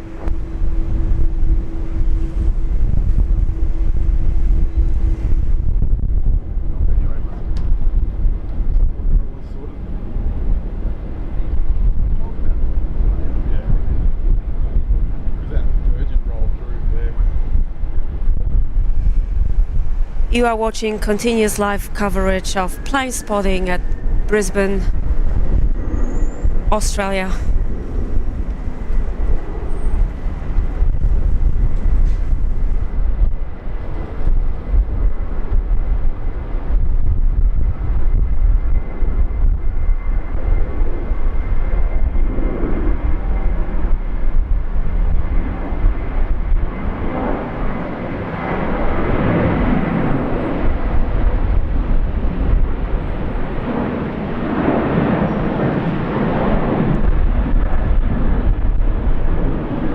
And that's the Qantas flight 541 degrees and 150 degrees. departing to Sydney. 19 left, clear to land. Runway 19 right. The 11-year-old Qantas 541, connect fast. 7378. Qantas 541.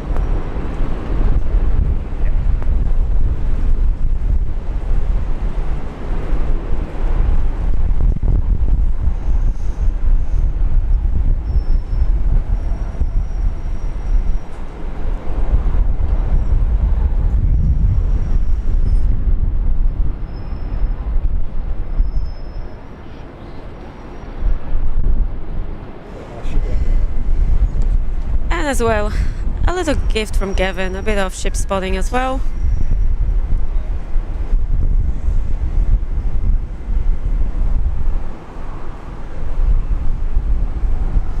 As we can also see the port of Brisbane from this location, so 2 in 1, guys. Planes / ship spotting on our show. Thank you for watching.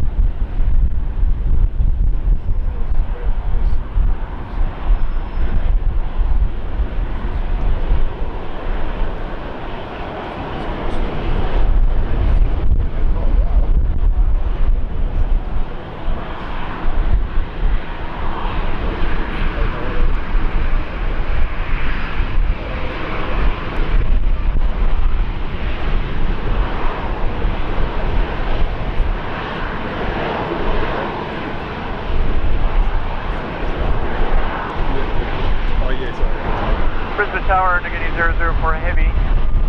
We're Tango 1 ready for departure. Sydney 004 Heavy, Brisbane taxi.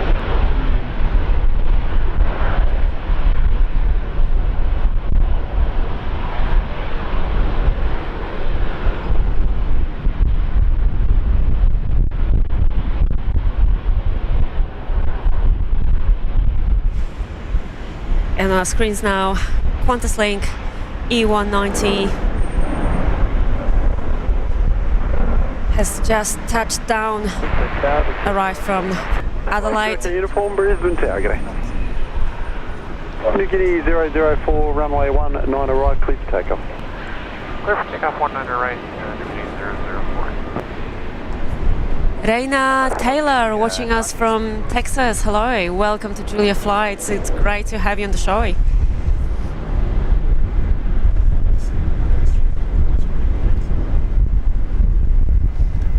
C960, runway 19 left, clear for takeoff. 19 left, clear for takeoff, velocity at 90.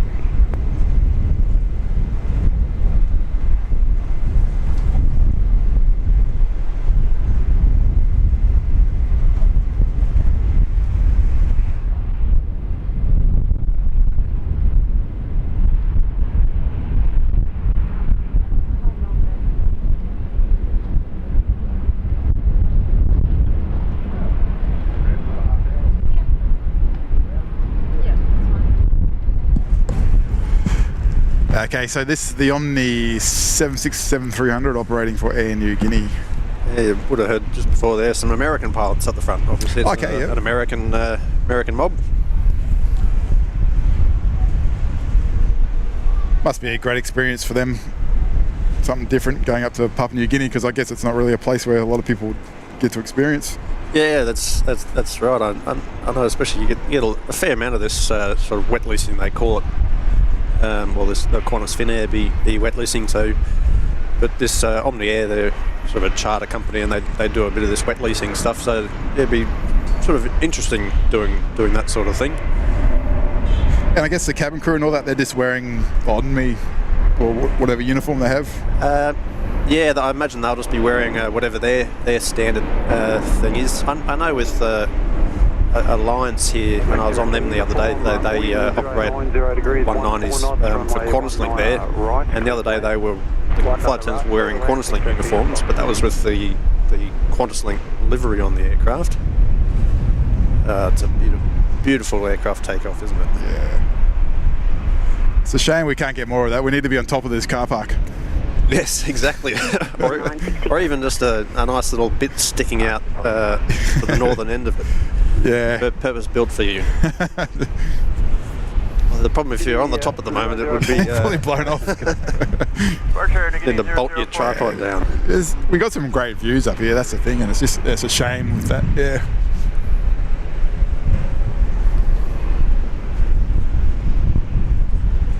Yeah, I know. In Sydney, there they got that nice bit just near the tower. You always see people sitting out there.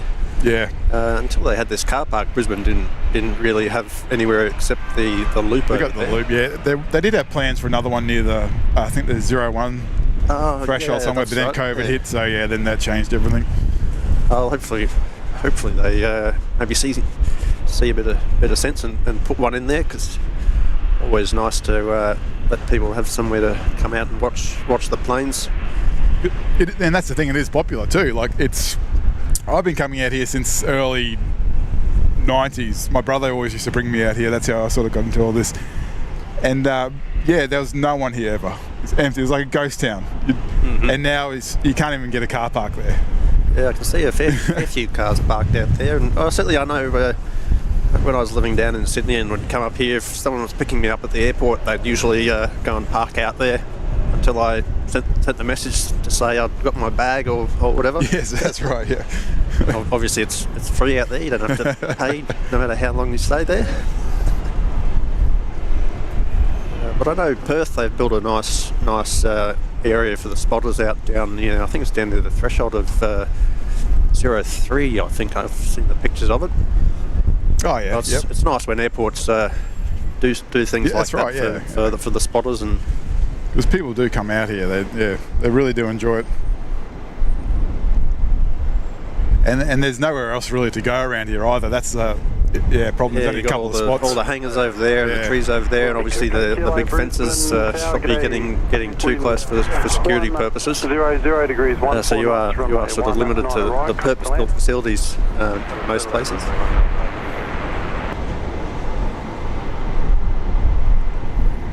Have you ever had a tour of the hangar over there at all? You've been into the maintenance no, one? I haven't actually been into the one here in Brisbane. They do sort of staff and family open days there every now and then, but I've never been in town for one. I've been into the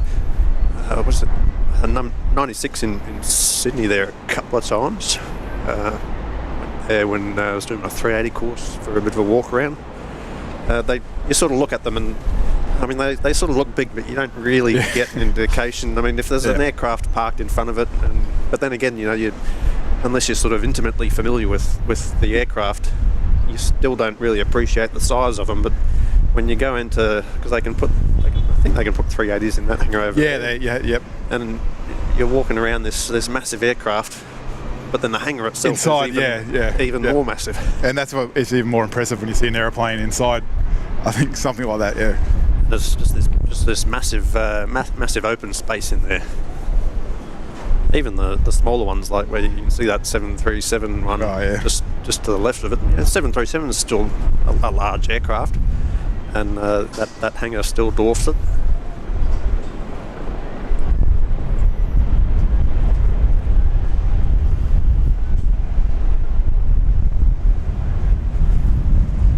But I will have to find out if I can get into that hangar sometime and have a look there. Maybe on the 330. Yeah, well, is it the heavy maintenance they do there for the 330s, isn't it? Yeah, they built that hangar there for the heavy maintenance. I think for both the 76 when that was around and the 330 as well. Started off with the 767. Ooh, nice bit of wind there. I think even long time ago, I think John Travolta's 707 was parked out there too. That was 2005 or something. Yeah, I remember when he came down. That aircraft's going to eventually end up at ours down at. Oh, they are going to bring it across. There's been some delays over in the States there with getting it certified into airworthy condition. They've had to purpose build a number of parts for it and everything, but there's a team of enthusiasts and ex-engineers and all that over there helping to get it ready. Not 100% sure when it's coming, but should hopefully be within the next year or two, and that'll be down at Haas at Wollongong. There, that's an awesome place too. We've been there once, and the amount of aeroplanes they got there on show that actually are in working condition too, that do fly regularly. It's impressive. Yeah, I haven't been down there, and I do need to, especially now that they've got the 747. I've got to go down there. But I know a number of my colleagues and ex-colleagues are involved down there. I know a guy that's flying the DC-3, which he used to fly in a previous job, but he sort of volunteers his time to fly that for events and things. And then they've got the Super Constellation there as well, which. That would be fantastic to see in the flesh. Oh yeah, and it's a really, the fuselage in that thing too is quite a strange design. It's not the way it's curved and it's kind of hard to explain. Yeah, when it's sitting on the ground there, it sits quite high off the ground, and the front of the fuselage slopes down. Kind of almost looks like a swan or something like that. But it just looks like it was a little ungainly on the ground, but looks like it was built to fly.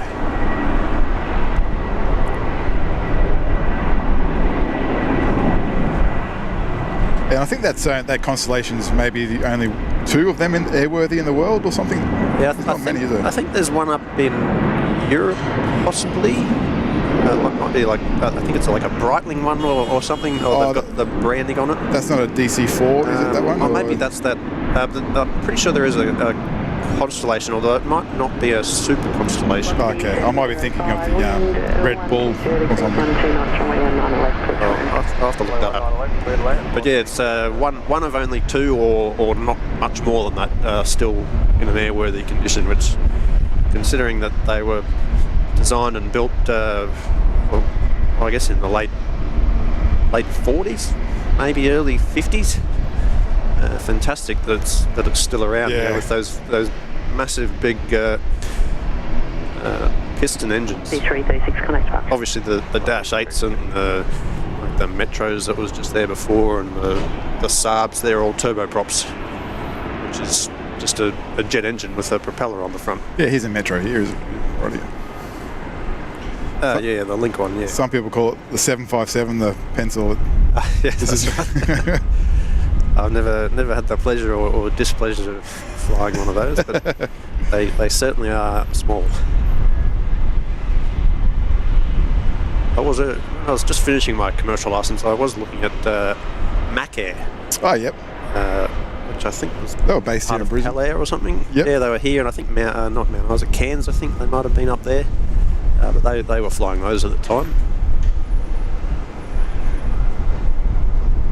Yeah, then I think Skytrans come about and took those routes, and now Rex do it all. Yeah, I did see some Saab 340s from Rex up in Cairns there the other day, or yesterday. I don't think I've ever been on one. I'll have to try and give it a go before they. Don't know. I think they were talking about getting ATRs or something Yeah. to replace them. 'Cause Yeah. obviously they're getting quite old now, and then there's nothing really, being built to replace them. But I might have read an article about they were going to try and convert some to be electric aircraft, the 340s. Yeah, I did hear that too, and I think some airlines here had planned to use them as a trial, but you wouldn't catch me on one of them anyway. Let them get proven first. Yeah, maybe for the next 100 years. It'll be interesting what they do with all the electric stuff. I know there's I think it's a Pipistrel, a little 2-seat trainer that's electric. Oh, yeah. But then they've only got maybe 60 minutes of flight time with the battery there, which You wouldn't get far. maybe just enough for 5, circuit. 6 or 7 circuits or something like that. You certainly wouldn't be doing a nav on it, and then you've got to worry about recharging it, and where you can't just do a stopover and quickly top the tanks up. You've got to sit there and recharge the batteries.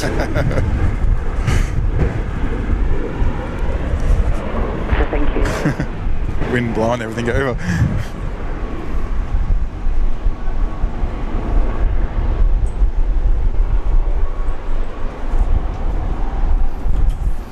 $737-700. Yeah, it's interesting that Virgin got rid of these during probably the COVID times, and then they brought them back. They've got the shortened fuselage compared to the 800.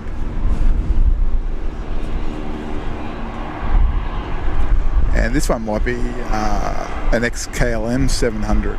I'm not sure what the regos are, but I know they got a few recently from KLM.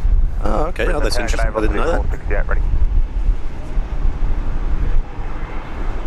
Yeah, it can be interesting looking at aircraft and where they've been and where they've come from. I know there's a lot of Qantas 767s still flying around the world. Yeah, I think a lot of them are freighters now. Overseas, yeah, and WestJet was flying them over in Canada for a little bit. I don't know if they're still flying them or not. They might have transitioned to the 787s. Yeah, they've got 787s now. But I think there's still a few of the 200s that are flying that used to be Qantas. But they've been converted to VIP aircraft, and that just doing the shorter, well, not as many cycles per year as they've been doing in airline flying, because obviously those aircraft are from the early to mid 80s. That's, yeah, like Brisbane used to have so many wide body sort of activity with those 767s, and now we've sort of just come down to 737s or A320s. Maybe they're using them more regularly, giving passengers more options maybe for times. Yeah, higher frequency, in which they can do it. Places like Brisbane here, where it's not as busy, so there's not as many slot restrictions as you'd have in places like Sydney. Be interesting to know what's going to happen down there when that the Western Sydney airport opens up. Yeah, I saw a picture there not that long ago. That looks like they're getting quite far along with the taxiways and the runways finished. Degrees 11 knots, runway 19 right. It'd be interesting to hear what they do with the plans. Whether you get some international flights out of there and some domestic ones. Obviously, it'd be a bit of a pain to be arriving into one and then having to get to the other one to continue your flight back to Brisbane or something like that.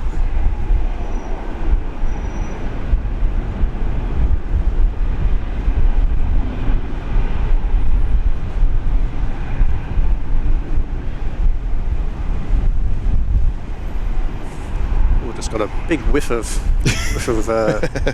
Avtur exhaust there. Yeah, it's either that or the rubber, depending on which way the wind's going. Departures, velocity 468.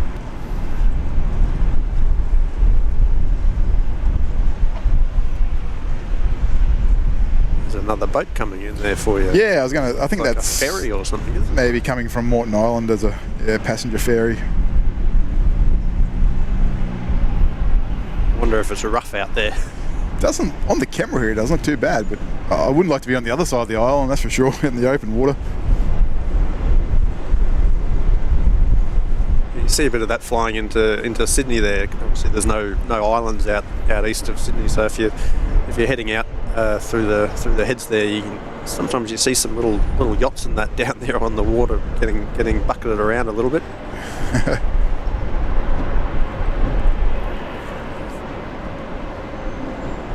I'm always amazed when you're flying to Singapore airport, looking out the left side. I think it is all the rows and rows and rows of ships. Incredible, all waiting to go into the port there. Yeah, I've never, obviously you don't see them very for very long, so you don't get a chance to count them. But you wouldn't. No chance. There is an absolute ton of them out there. Yeah, there's lots of freight moving around the world, isn't there? Well, I remember flying into when I was going to Hong Kong, and obviously you got the airport out at Chek Lap Kok out there, and when you're heading back into town, you drive past the port areas there, and it just seems to go on and on. Obviously, they've got a very efficient system with their containers and knowing where's things are. I wonder how many times things get lost. 622 Brisbane Tower. Qantas 1948, wind 120 degrees, 12 knots, runway 19 left, clear to land. 19 left, clear land, Qantas 1948. Do you have favourite air traffic controllers at all? Like, I guess you would recognise voices. Yeah, you sort of hear the voices and you recognise them. You'd probably doing the international flying, and you sort of don't really, you just hear them for a little bit, and then you don't hear them again for a couple of weeks or that. But the domestic guys probably sort of get to know them, so to speak, a little bit, because they're doing much more frequent flying. Yeah, because we were out here a little while ago now, maybe a couple of weeks ago, and there was an A330 come in, and there was a captain was retiring, and the air traffic control sort of, I can't remember the pilot's name, but the ATC asked him, is that such and such flying? And he goes, yeah, he's on here, and if it's the pilot I'm thinking about, I was standing up here taking photos of him doing his okay. landing. Was that in the afternoon or? That was in the morning. Okay. But it was a 3:30. Okay. Although he left sort of around lunchtime, and then when he came back, it was the first thing in the morning. So I got myself out of bed early to be here for whatever it was, 6:30 when they arrived. There was a little bit of fog hanging around. You could only barely see some of the business jets over there. Good afternoon, Qantas 1909, ready. So when you're flying across, doing a Trans-Pacific sort of crossing, and just saying contact, what sort of contact are you keeping in with air traffic control? Is it like VHF or HF? Well, going across the Pacific there, you're on VHF with Brisbane And Brisbane actually, or Australian air traffic control in general, they cover a massive area of the Earth's surface, don't they? Yeah, they're split into, for en route, they're split into Brisbane or Melbourne Centre. There used to be a Sydney Centre a long time ago, but now it's just Brisbane and Melbourne. And if you sort of draw a line from Sydney sort of west, and then it sort of goes up to about maybe 2/3 of the way up WA. Anything north of that is Brisbane, and then everything south is Melbourne, and then Melbourne goes a long way west.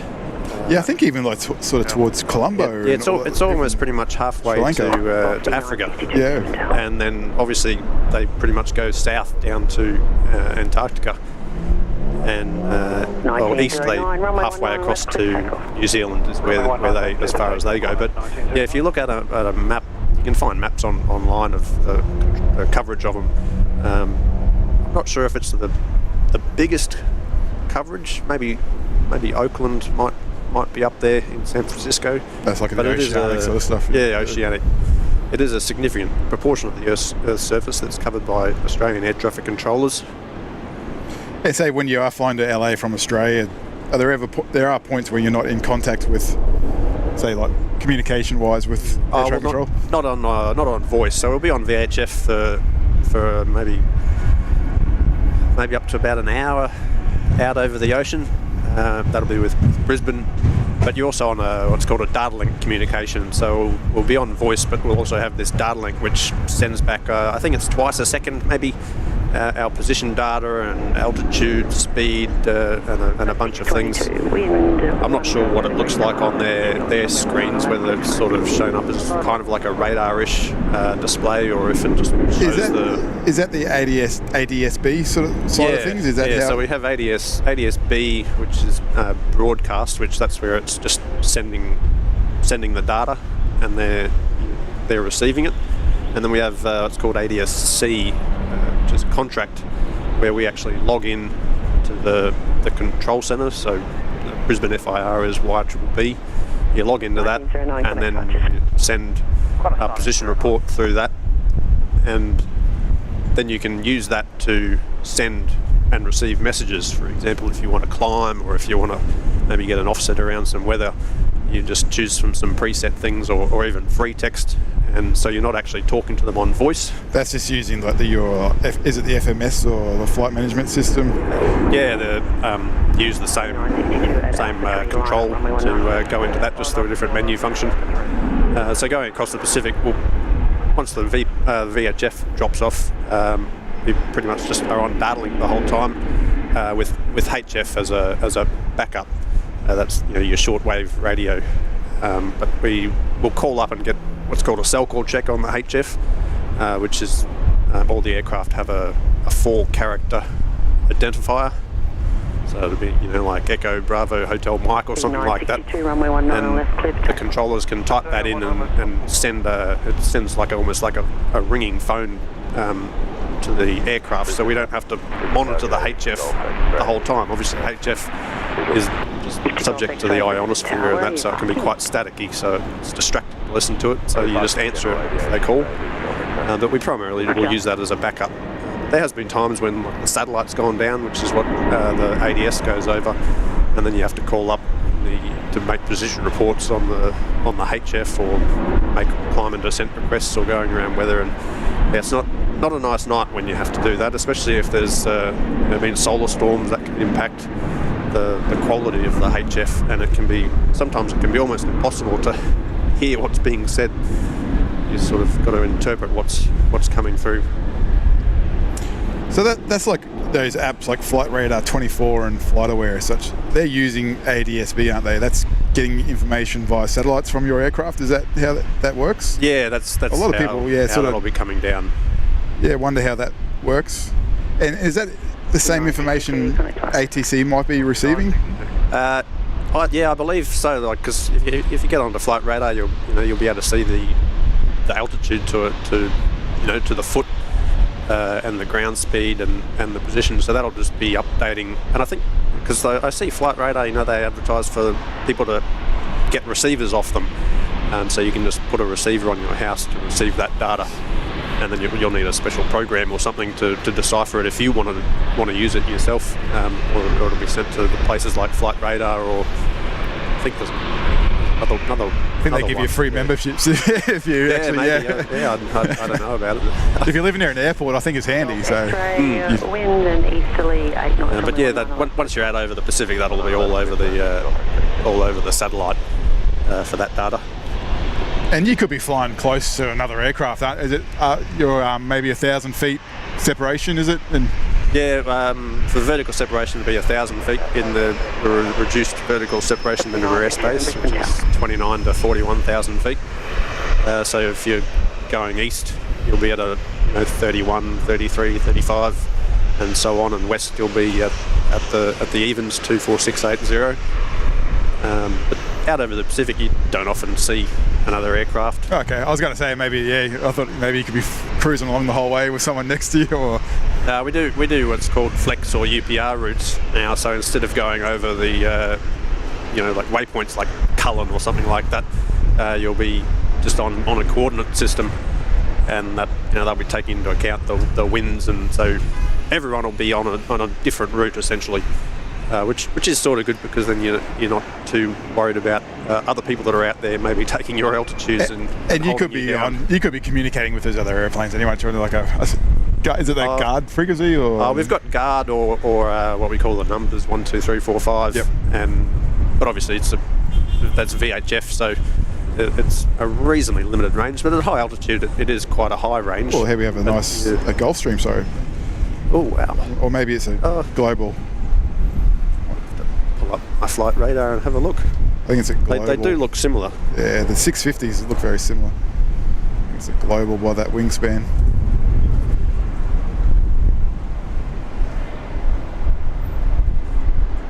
Global Express.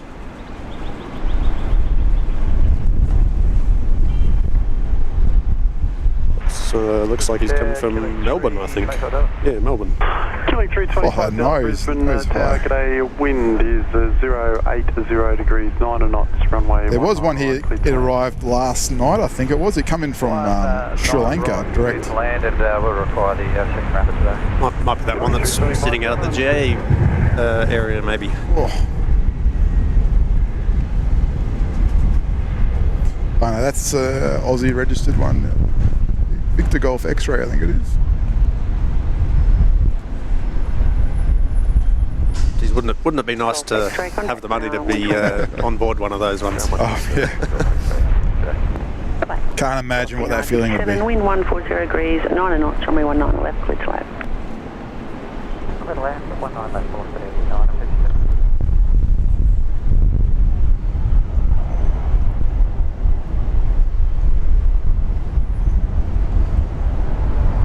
So on those trans-Pacific journeys, you have alternates along the way, I guess. Like you probably pass close to Hawaii and those sort of. Yeah, we use. You'll be able to use Brisbane, Sydney, obviously, and then Nandi, Pango. Then you get into Honolulu, Hilo, then LA, and a couple of the airports on the west of the west coast there. But we can have a 1,500 mile range on the 380. We have to stay within 1,500 miles of an airport we can land at, which is quite a large distance.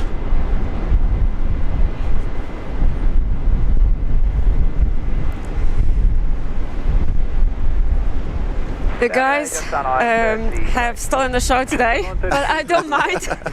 Let's embrace. Let's make the most of it today, having a wonderful special guest on the show. So I honestly don't mind, guys. give your voice a rest. Absolutely. It's amazing to be standing right next to you and listening to this interesting conversation. We absolutely love it. We're learning so much on today's show. 325 Delta A firm, 19 right, clear to land. Take that one, all right. And someone said in the chat that Ben is a wonderful teacher, teaching us so much stuff about aviation. So thank you for that, Ben. Yes. Global Express has still got his reverses out. Oh, they'll just be an idle reverse. Maybe they use that to do their taxi speed with. It's a tail-mounted engine, so you've got less problems with any debris or anything that's been around on the runway or the taxiway as it is on now. Oh, there they go. They're closed now.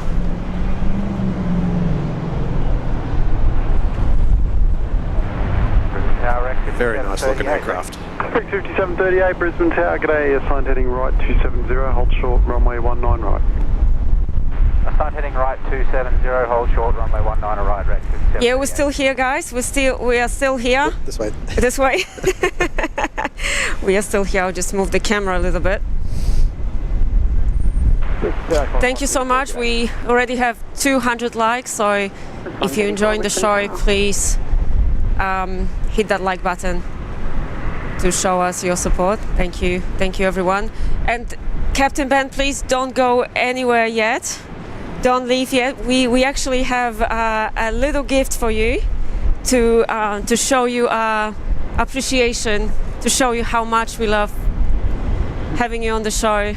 A little gift for you. Oh wow! So thanks, yeah, you can open it in front of everyone. I have to have a look here. It's a little gift. So what have we got here? From us, from myself and Gavin. Oh, there's okay, a nice. Yeah, nice if you can show it to the camera. Just, don't want to lose anything here. It's wind. You've got to be careful of the wind. Yeah, you can show it here to the camera.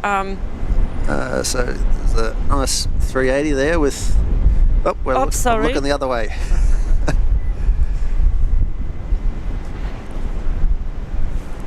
Get this sorted out. Yeah, sorry, I'm just. Gavin is here too.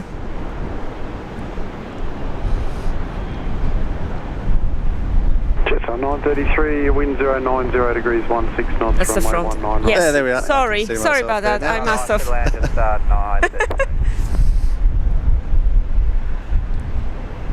All right. I think you guys can see. Let us know. Yep. Yes, Ben. Sorry about that. So nice 380 there with where are we? The Julia Flights logo. That's right. Actually, these photos were taken by Gavin here at Brisbane Airport. Very nice. So we can talk about it after the show. I can see a bit of the port there. Yeah, Gavin can show you, can tell you some more details about second these one ones. there, blast from the past, 747-400. The Queen. So you've got the King and the King. Ben, actually. Probably next time we might give you the Prince and the Princess, right?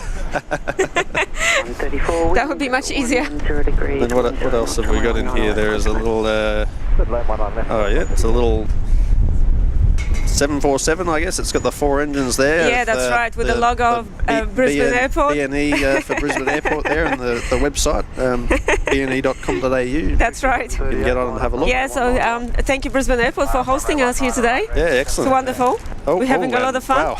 You might love this one. I didn't even know these existed, but I've got some BNE premium crew socks. Yeah, that's why we're one way left to 19 right. Yeah, from Brisbane Airport. So they're really comfortable, Ben. You got a pair, do you? Gavin's got one, yeah, because they're a bit too big for me. So, but he said they're really comfy. So you will love this. The runway designator there, 19 right, and yeah, and our viewers. I'll just say that's a 330 on there. Are really familiar with the runway. Oh, thanks very much for that. That's no worries at all. That's fantastic. Oh, hang on. 19 right, clear to take off. And a magnet for your fridge. A fridge magnet. Yeah, for Julia Flights. Add to my fridge, which has quite a large number of magnets on it. So you will always remember. You will never forget about Julia Flights. Thanks very much for that. That's great. I'll have to send you a picture of it on my fridge. Absolutely. Hidden amongst all the magnets that I've got there. Thank you, everyone. Thanks, everyone, for watching. And Marcel has just tipped $3. Thank you so much for your support. Saying good day. Hope you're having an amazing time at my favorite airport in the whole world. Absolutely, Ben. We're having an amazing time. We're loving it. It is very nice. A little bit less wind would be good, but it's actually died off a little bit now. That's right. We're having a blast today, Marcel. So thank you for your support. Love your content. Keep it up. Thank you. And once again, guys, if you enjoyed the show, please don't forget to smash that like button. Thank you from myself and Ben. And subscribe as well. Yes, please subscribe. If you're new to the channel, please subscribe. We need to push it out to the world so more people will know about this beautiful location, Brisbane Airport. Thank you everyone for watching. And I love the emoji. Yes, look Ben, everyone is... The chat has gone red, absolutely, from your emoji, Captain Ben. We're loving it. Absolutely loving it. That's 134 vacating the runway, contact ground 12225.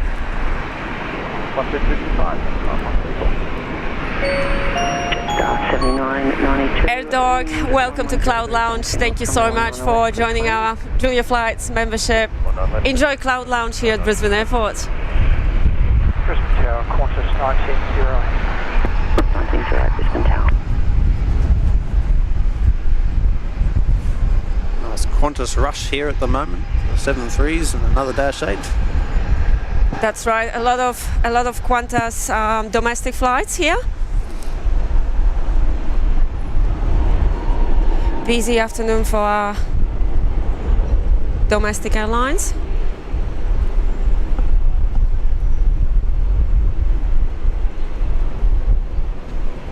And a great friend of the channel, Wayne P, is in the house as well.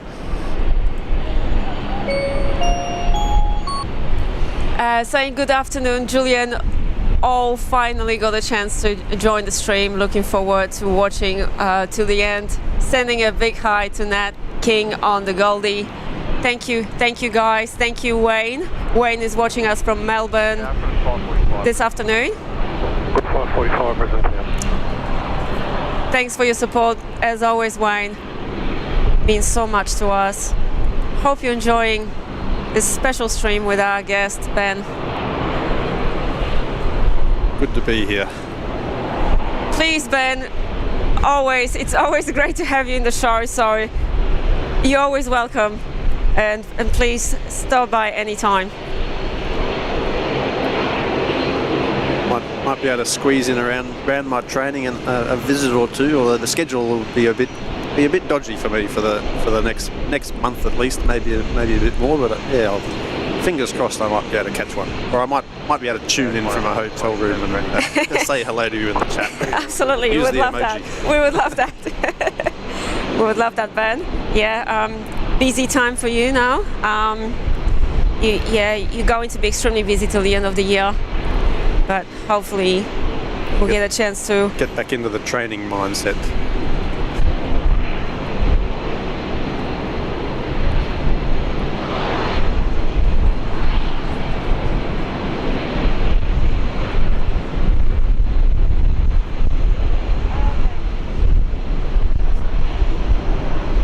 Oh, Jensen's saying I was given a cute mini 747, the same one as Captain Bet just received from us. And the magnet, when I met you on the day when the camera fell over. Jensen, that was when we were streaming from the Loop, from our plane spotting area. And again, it was a very windy day. I guess not as, I mean, it's not that protected up here, but... Yeah, that's right. Sorry, we almost lost our camera, but, well, looks like it's still working, so... That's all that counts. Thanks, Jensen. 19 left, clear for takeoff. Just take off 19 left, for 12.5. Thank you, everyone, for watching. Thanks, guys, for hitting that like button and showing us your support.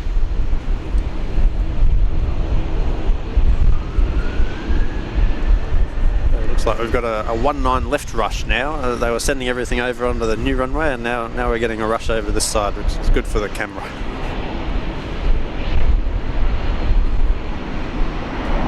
Hello. 532 Brisbane Town. It looks like we got Qantas there with the new livery, and then after it'll be one with the old Kangaroo. 1908, wind 100 degrees, 8 knots, runway 19 left, clear to land. Clear to land 19 left, Qantas 1908.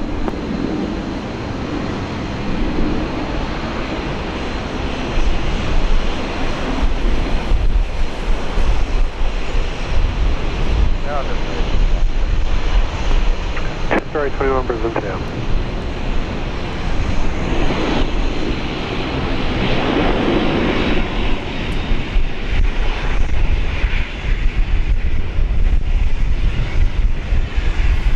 All right, looks like an Umbrella. Qantas 545, connect departures. Qantas 545. Yep, yeah, another Qantas Link Alliance Embraer.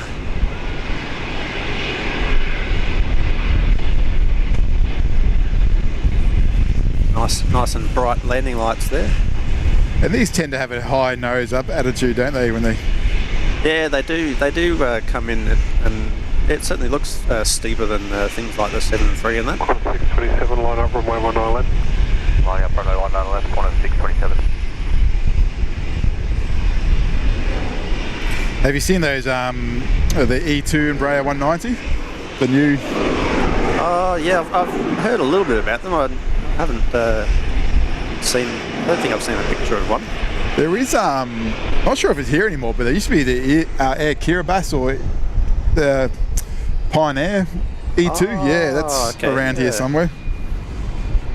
I'll have to Google it. 27, runway 19 left. Yeah, the engines on that just look massive. Clear for takeoff, Qantas 627. There's the old Kangaroo on that one. I think I like that one better, honestly. It's got the old one. It's got the paws. Yeah. No, I do too. There's actually there's two other 7.3s down in front there at the terminal that have got that same one. It's good to see a few of them sticking around. Hopefully, maybe they'll come back. Fingers crossed. Well, the one before that, actually, that's probably my favourite anyway, since it had that gold stripe. Oh, Which went on the red and the white. I think the 7.4s, before they got rid of them, still had a couple of them that had that.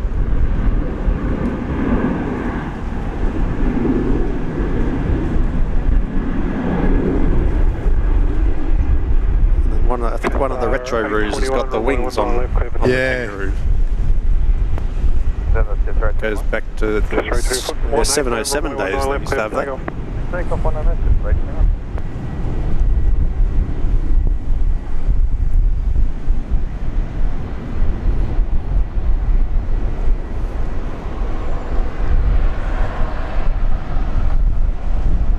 Qantas 627, connect departures. Qantas 627, g'day. See ya. Brisbane Tower, g'day, Rex 5632. Rex 5632, Brisbane Tower. Which one was that calling up? Rex? Sounded like Rex, wasn't it? But it sounded like he said heavy at the end of it.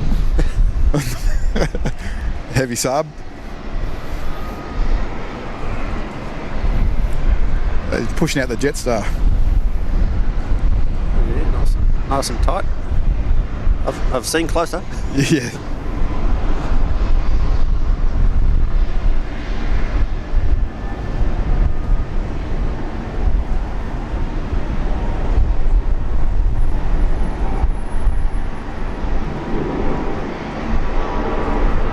It's got the black Jetstar with the star on there. Yeah, there's a couple of different ones getting around, isn't there? Yeah. Yeah, I'm not sure which. This one might be the newer livery, possibly.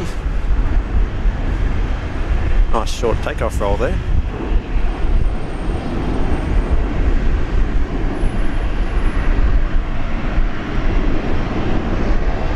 One, yeah, touching down right behind.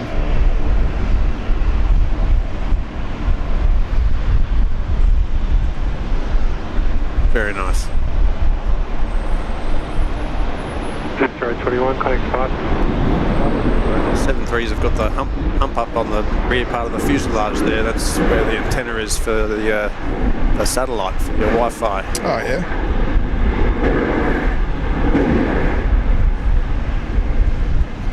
Quite a short landing roll. And that's what I was thinking yesterday. From up here, there's this perspective. It really does look like a short landing roll. Like especially watching a 777 land or an A330 land there, and yeah, in that distance, it does look like a short distance. And every now and then, especially first thing in the morning, if you're coming in, landing towards the south there on 19 left, you quite often can get the roll through all the way to the end, which is perfect for going to the international terminal. Same thing in Sydney, landing on 3-4 left. able to get a roll through up to Fox or Golf Trot, Golf or Foxtrot, sorry, further up. Just a little bit less of a taxi.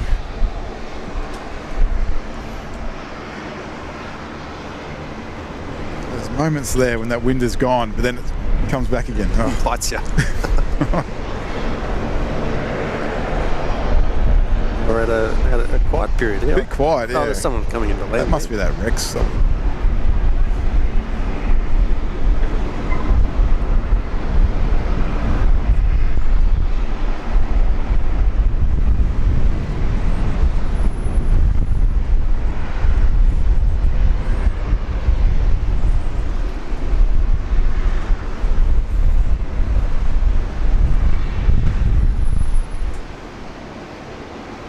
Might be King Air, maybe this one.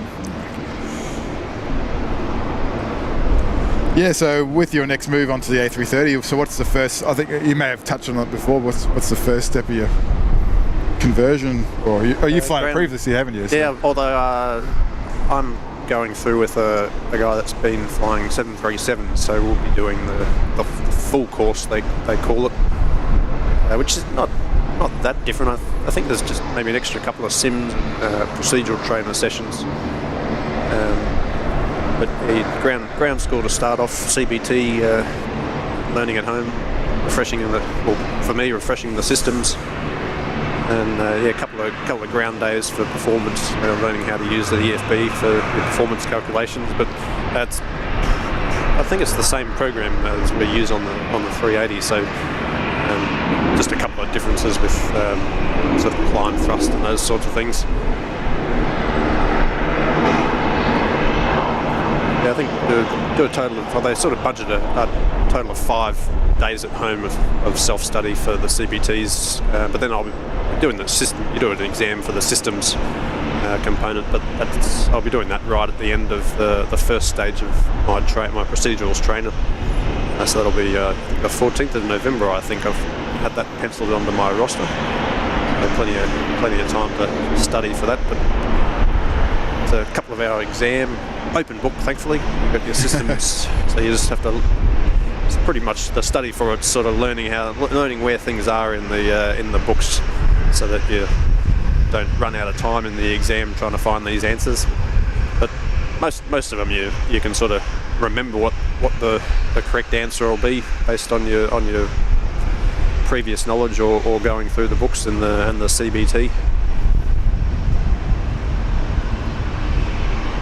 It was a lot easier back when I did my initial 330 endorsement. We still had the paper manuals, so I got pretty good at knowing where things were in the manual, so you sort of flicked it open to the correct spot. I never used tabs, but you sort of knew how far through to open it up. Memory. I used to usually be able to get within sort of 10 or 15 pages of the thing, whereas now with everything being on the iPad, I mean, the bonus is you can use the search function, but garbage in, garbage out, you've got to know what to search for. And then you move on to a bit of sim training too, do you? Or? Yeah, that'll be the second stage after the procedurals bit. Total of 11 simulator sessions plus the type rating session, and then there'll be a sim for low visibility operations, and then the last one, or maybe two, is like a line training preparation sim, which would be sort of the last landings in the simulator before going and flying the real aircraft. And unfortunately, we're not doing base training on the 330 anymore. They used to, where you. So you mean you actually fly the actual airplane by saying that? They used to, before you went out on the line, they used to do a base training flight where a bunch of pilots would get in the jet in Sydney or somewhere, or maybe Melbourne, and then fly down to, it was Avalon, I think, and they'd go down and do circuits in an empty aircraft, which would have been cool. Would have been cool to go and do circuits in the 330, but you just do a sim session now. But obviously with the motion and everything in the simulator, it's pretty much the same as doing it in the real aircraft. But doing it in the aircraft, you've got all the extra added distractions of weather changes and also other aircraft flying around. So it's sort of would have been good to do that, but yeah, maybe they'll do it again in the future. But it's, obviously, it's a lot more expensive to be flying empty aircraft around. Because obviously they're empty, so they're not earning any. There's no passengers on board paying the bills. And those simulator sessions you do, that's a 24/7 operation, isn't it? Is that right? Yeah, they do. They do run 24 hours, especially at the moment. There's a lot of training going on, and then also there's the recurrent training for people that are already checked out. You've got to go in for your simulator sessions every 3 months or 6 months, depending on what program they're on. And you could be booked in at any time of the day, night or morning for that, can't you? So there's no, Yeah, well, because we'll be using the simulator for our procedurals training, which is normally done in the touchscreen thing, but we'll be doing ours in Melbourne in the sim. All of our sessions are going to be at 11 p.m. start. Oh. And, I've got a few days there where it's doing the 11 p.m. start, out at 3 a.m. and then back in that night at 11 p.m. again for another one, and then the next day doing it again. Oh. So it's going to be not that pleasant for me for a month or so. I'll be living on a different time zone, but in Australia. Constantly feeling jet lagged. Yeah, it'll be interesting to try and get used to it. And then I've only got I think 2 full days between each. I've got a block of 3 and then 2 days off, and then a block of 3 and then 2 days off, and then a block of 4. So it'll be interesting to see how I'm feeling in those days off there. Yes. Here we have that Metro. He's back out, Link. I'm not sure if they're doing that single pilot or 2 pilot. I know the Metro can be flown with 1 pilot.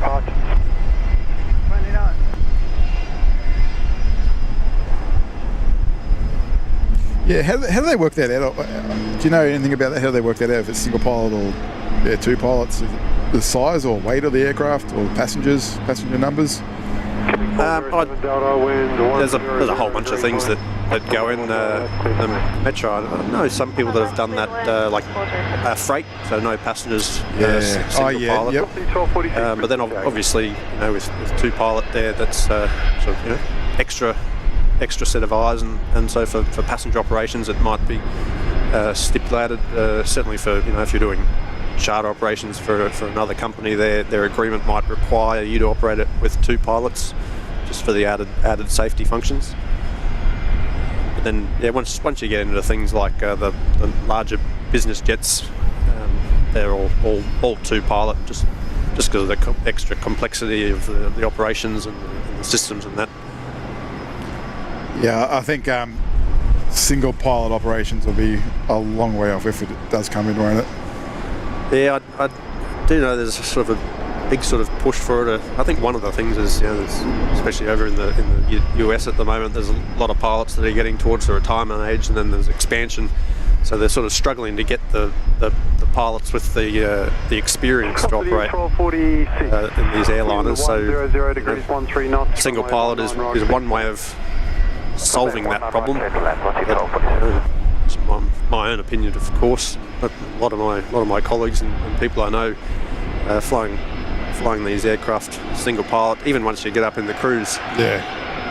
Obviously, if it ever does come in, it'll be 2 pilot for takeoff and landing. But one thing that's being talked about is this MCO or something, extended minimum crew operations, I think they're calling it, which is essentially just single pilot in the cruise.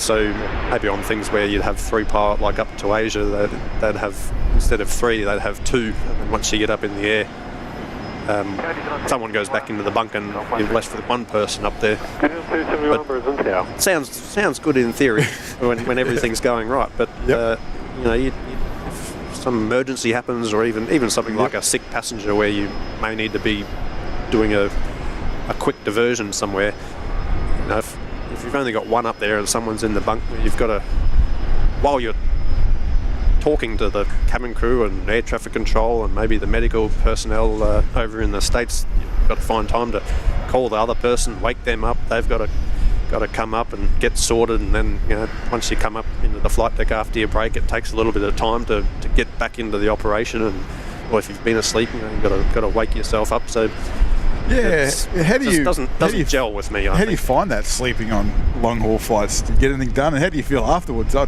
can't imagine you feel too great. Oh, yeah. Especially if you've got yourself into a deep sleep in there, and the buzzer goes off to pull you out of it. It can take you a good 5 to 10 minutes to you go in and splash water on your face, but you're sort of sitting there for a little bit, getting yourself back into the groove of the operation, and that the sleep inertia you get used to it. Fokker 70 or 100, a bit of smoke coming out of the back of it. It's got the flashing landing lights there as well. Yeah, actually, yeah. Do you know why they sort of have those alternating lights? Sometimes you see it, sometimes you don't. Yeah, I know some of our 7.3s have got it. I don't know if it's like you've got it. I think you might have to actually turn it on. It might be like they're either on or they can be flashing. The Dash 8s have them.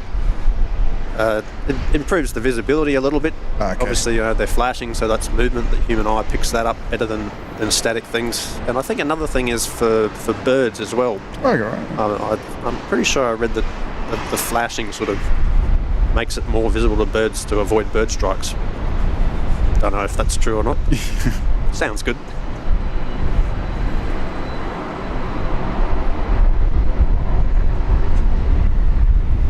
New Zealand 271, wind 120 degrees 7 knots, runway 19 left, clear to land. It's New Zealand out here coming in. So can't quite see him just yet, but he's out there on approach somewhere. Velocity 1720, Brisbane Tower, good day.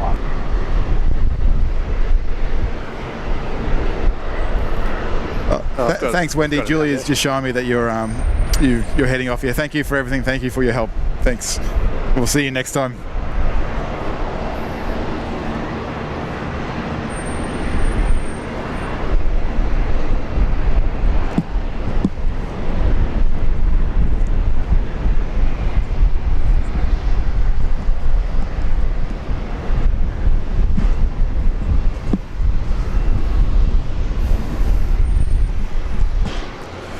Yeah, Ben, we enjoyed having you here, so please, you're welcome to stay as long as you want.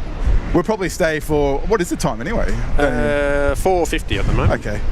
So we'll probably stay for... Time has flown. It really does fly when you do this. But we'll stay for the Qatar 777 arrival and also the Qantas A330 from Auckland. And then that'll be it for us today. But yeah, you're welcome to stay as long as you want. That's all good. See how I go. I'm happy to stick around. Yeah, so looks like a Neo on final from Air New Zealand, perhaps.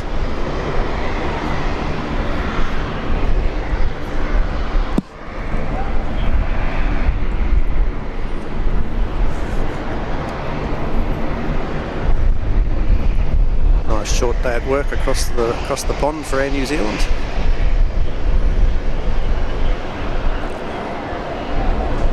Rigoberto Juarez saying, good night everyone, time to sleep. Yes, it's getting late in America. Thank you so much, Rigoberto, for staying up late to watch the show.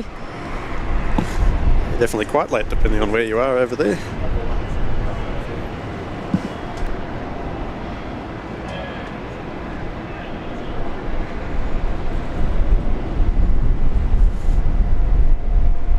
Brisbane Tower, velocity 1400 ready. 1400 Brisbane Tower.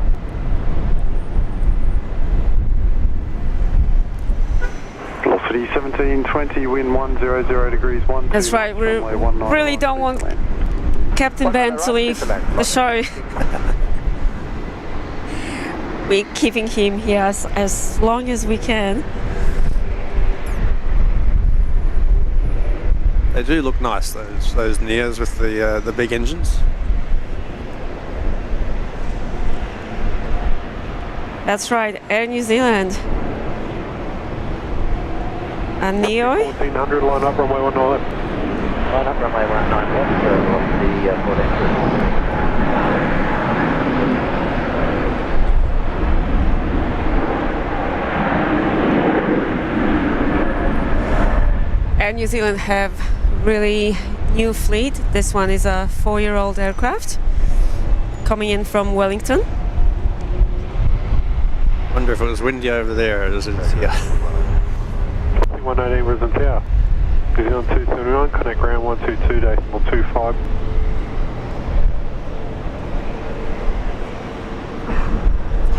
RAF Base Embley Spot is asking Captain Ben, did you like my drawing of that? I did. Julia sent that to me. That was very cool. Thanks very much.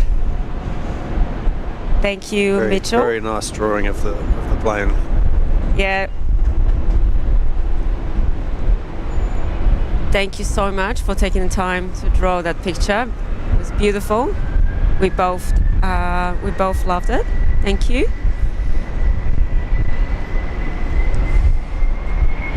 Yes, everyone, as Gavin mentioned before, we'll stay here to see that Qatar 777.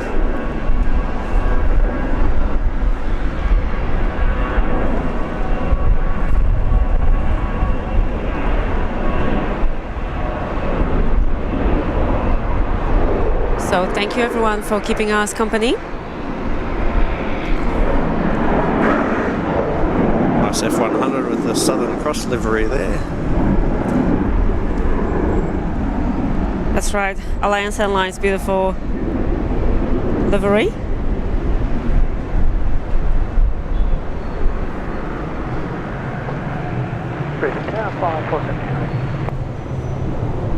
Southern Cross minor livery. Brisbane Tower, g'day, assigned heading right 270, hold short, runway 19 right. This one is off to Adelaide, South Australia.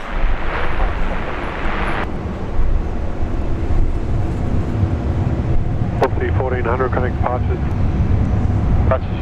Velocity 1400. Some nice rumble in the air came across from that just then. That's right.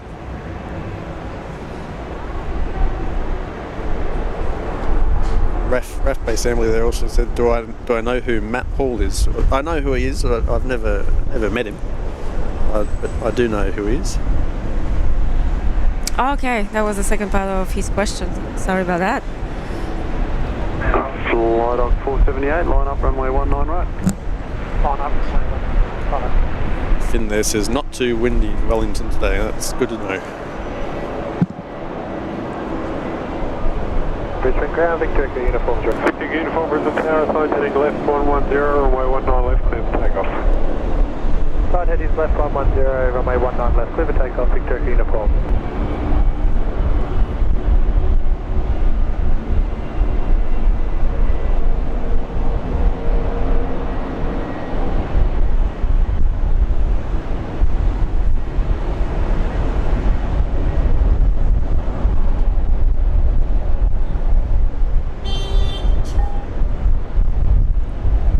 Honk for Julian, honk for Captain Ben.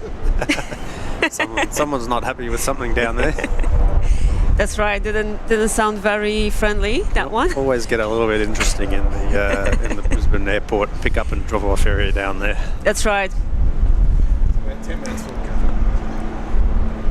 10 minutes till Qatar, Gavin says. Fingers crossed for 19 left, Qatar. Exactly right. Fingers crossed. Hopefully at least the 330 from Auckland will be, that should be 19 left definitely. Runway 19 left, clear land, velocity 18.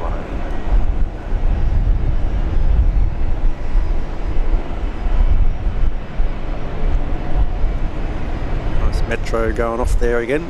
They have quite a few movements around here, those link metros. I think they do a bit of things for the mines possibly.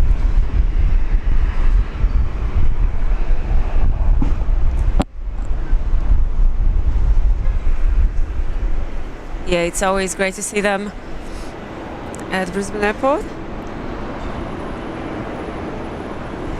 And this 737 coming in now has got the flashes. It won't be a long show today, guys, but it's a very special one with our wonderful guest, Captain Ben. So we'll wait here to see that Qatar 777. Actually, I think those are the strobes. They're not flashing any lights on that one. The newer ones have these bright LED strobes.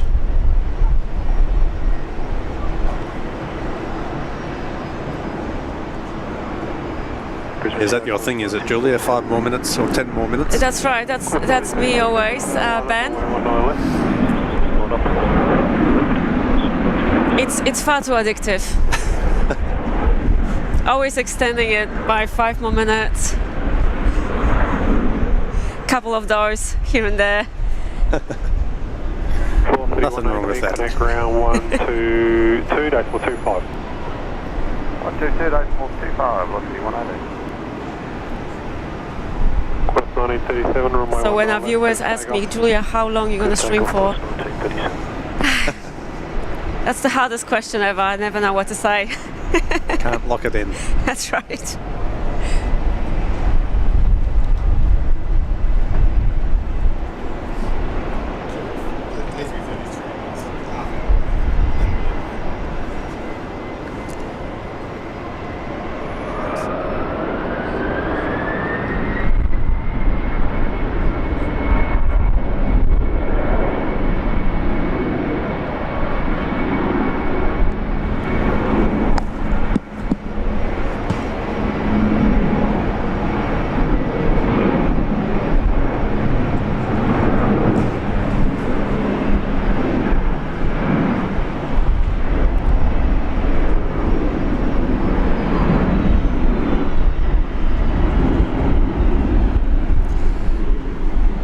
Busy Sunday afternoon for Qantas Link as well.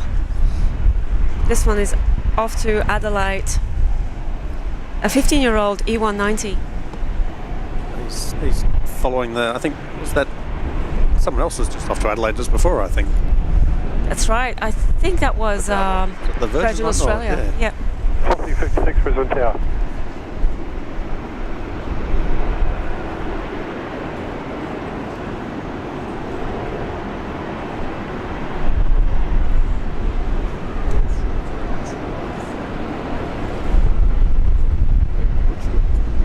And I just wanted to say welcome to all the new subscribers. My name is Julia. We've got a special guest here with us, Captain Ben, A380 pilot, and Gavin, our cameraman. So welcome everyone. It's great to have you on the show. And if you're enjoying our Sunday show, please smash that like button to show us your support.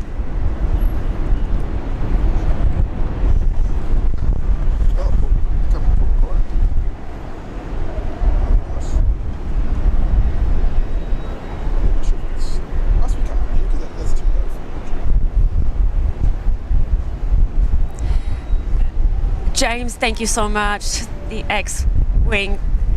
It's always wonderful to have you on the show. Thank you for your kind words. And absolutely we'll catch you on our next stream. Please stay safe and take care.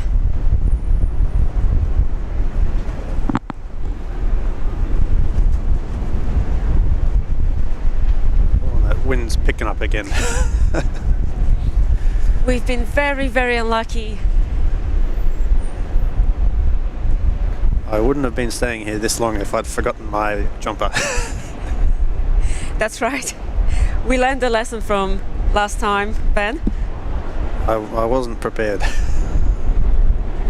And that was us the other day. We absolutely forgot our jackets. We were just wearing t-shirts. Were you up here or were you down? Yeah, we were up here. Yeah. Not sure how we made it.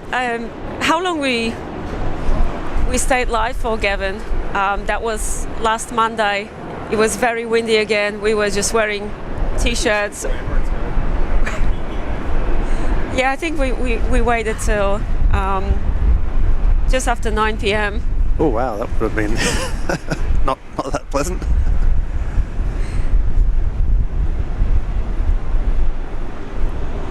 My hands were as cold as ice that day.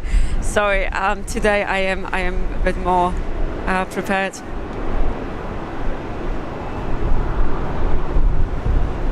Rex 73 coming into the frame there.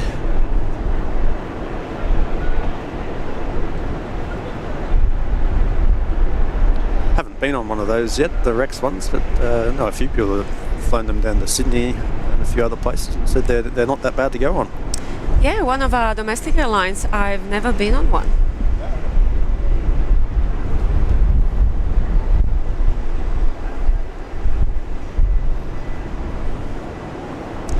We're receiving very positive feedback. Everyone's enjoying the show. Dari 33 Alpha Heavy, Brisbane Tower, good evening. Our viewers are saying hello, Captain Ben. Hello everyone, thanks for watching. Thank you guys. And Eric, our friend Eric, just tuned in saying good morning from the ferry along the Norwegian coast. One for Eric. I've got a colleague, I think he's still up there. He's taken some leave without pay from the job or during COVID, and he's continued it for a bit. And he was becoming a ship captain on a ferry or something out of somewhere in Norway there. Wow, these are beautiful views.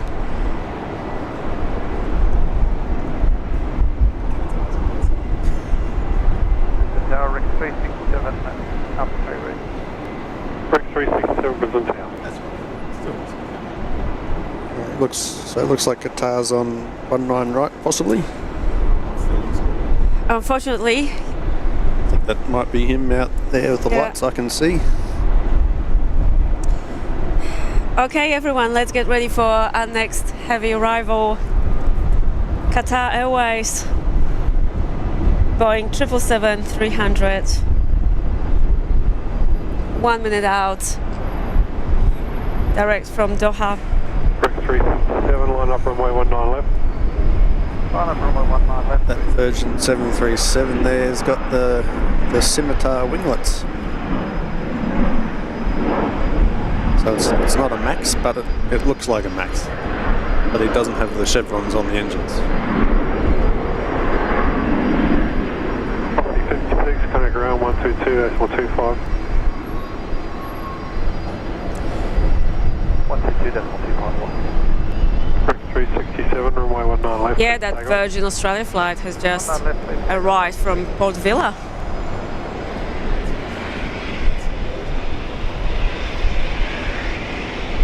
Dari 33 Alpha, wind 120 degrees, 9 knots, runway 19 right, clear to land.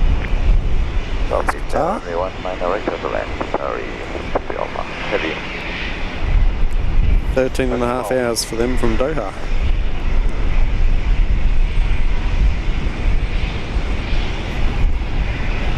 Yes, long haul flight, Qatar Airways 777.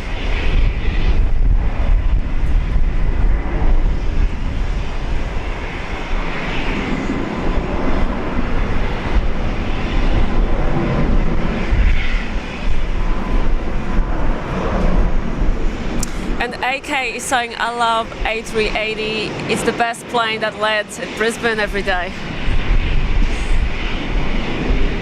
Excellent. Wonderful.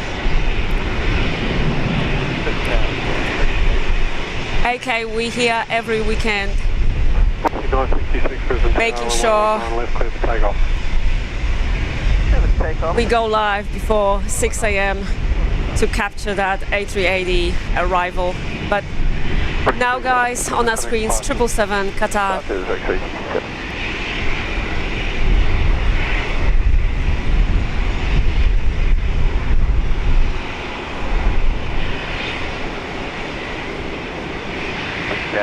At least you can see it from up here. If you're down at the loop, you wouldn't be able to see it over on that runway.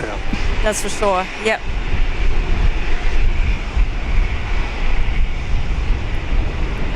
Yeah, that's the good thing about this location, that you can kind of overview both runways.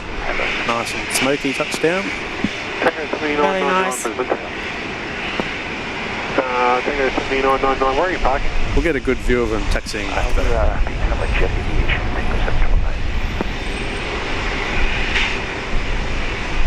Yeah, again, that will be a long taxi for them. Roger, expecting it as northern end, Aviation or southern end?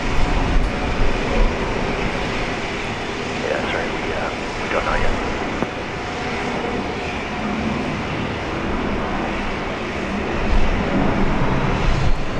A 7-year-old 777. They are nice looking, the 777-300s. They are really nice, yeah. Would be nice to fly one day, but we went Airbus instead. And we called them the Prince on our show, right? Right, guys, that's the Prince. 777.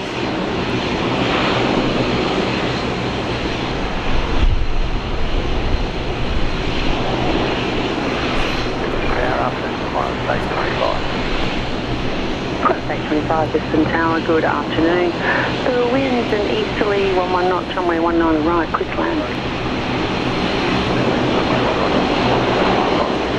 We're almost at the end of the show.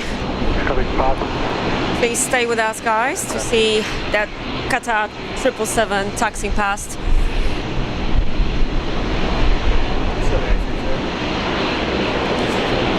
Okay, and then Gavin says, yeah, 5 more minutes for that A330. Alrighty. It's out there at 14,000. I can't say no to that.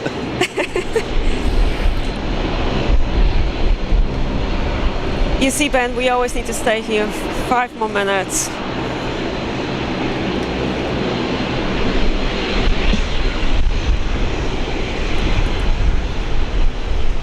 Velocity 1224, line up runway 19 left. Line up 19 left.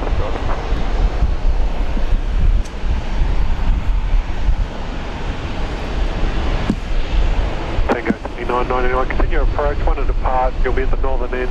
Do you want follow me vehicle to get you up there? Okay, approach and thanks for your help.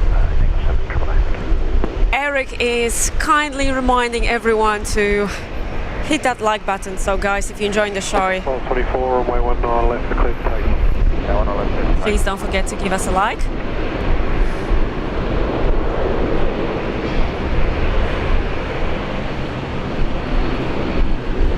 There's a Gulfstream coming into land now, Gulfstream 650 ER from Port Macquarie.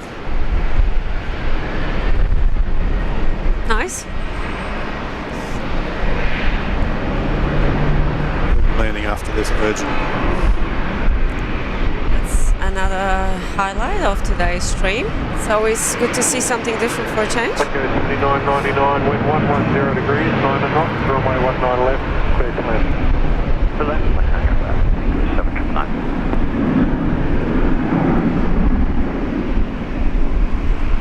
Let's 350.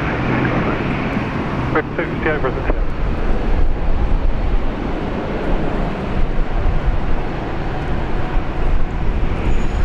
Ghost Fly is saying good morning from Frankfurt.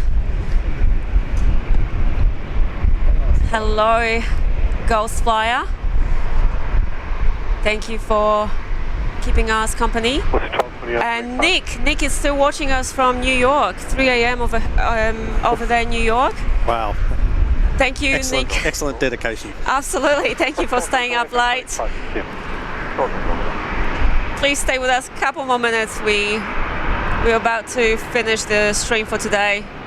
We just need to show you guys a couple more highlights. Very nice landing on that Gulfstream there. They've got a massive wing, those 650s.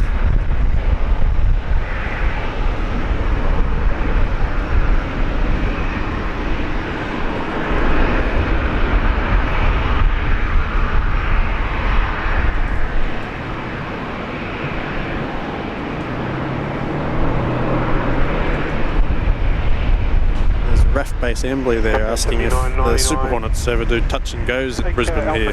Bravo 6, I don't think they do. Contact ground 121 Dacimal South. Probably a little bit busy to let them come in here. I think they during COVID, I think they came in a couple of times here when it was nice and quiet. But they do sort of mess up the airspace a bit.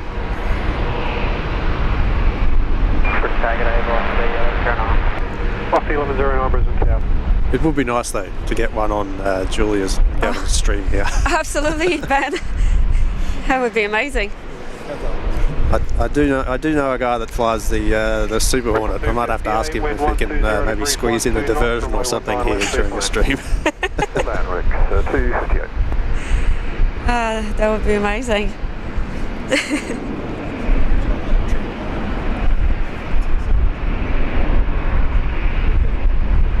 Dav's just saying he's got a nice rego on that Gulfstream there. I wonder if he paid extra for it. Will you be able to zoom in, Gavin?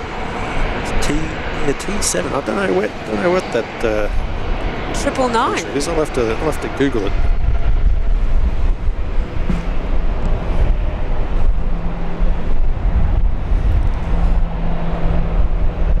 Richard saying 5 more minutes times 2. There we go. It's San Marino.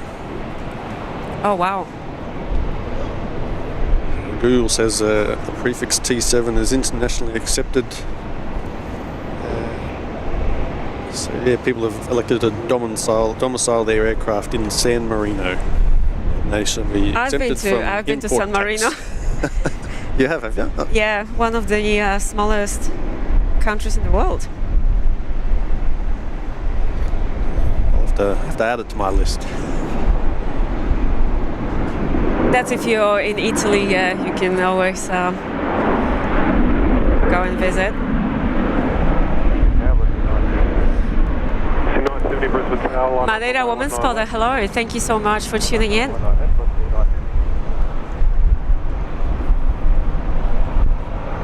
Great views of the 777 there. Yeah, Luke Reynolds saying morning from Wales. Just in time for Qatar Airways arrival. Absolutely, Luke. Perfect timing.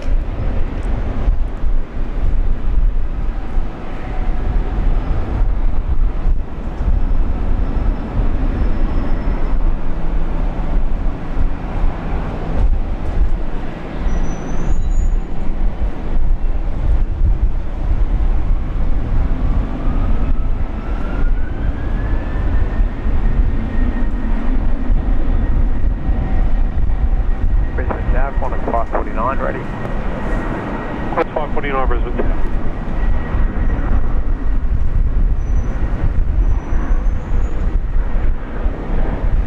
Velocity 1109, wind 110 degrees, 14 knots, runway 19 left, clear to land. Clear to land, 19 left. Velocity Big difference in taxi speed there between the Gulfstream and the 777, although I guess the 777's got they're towing an Alliance aircraft in front of him, so Yeah, it's taking its time. bit limited there, but all they can probably think about is getting to the terminal and getting off the aircraft and through customs and to the hotel. That's right. That Gulfstream there is the same as the Global Express. So I think, yeah, they're definitely using the reverse thrust there to control their taxi speed, to save a bit on the brakes. I do know aircraft that have turboprops like the PC-12, they also use their propeller to slow the aircraft down with going into the beta range. 39 Brisbane Tower. Runway 19 left. Line up, runway 19 left, climb 549. Velocity 970, connect departures. Right, velocity 970. Velocity 1109, your number 1 to the 777. Velocity 1109. The 777 going to be holding for this Fokker. That'll explain it then. I thought he was being held up by that towing aircraft, but yeah, obviously Fokker's coming off. Quarter 549, runway 19 left. A few more minutes to their day. 19 left, clear to take off, quarter 549. I've noticed recently too, there used to be 2 rapids in each direction here, but now they've only reduced it to 1. Yeah, you can see where that green bit just sort of to the right of the Qatar there, and then also back over behind him there. That used to be where the rapid was, I think. And I'm not sure why they got rid of it, but then yeah, they had to paint them green because it was closed, but the pilots were sort of getting confused with which taxiway to take off, because it did look like a taxiway they could take, but it had been decommissioned, so they went and painted it green to look like grass.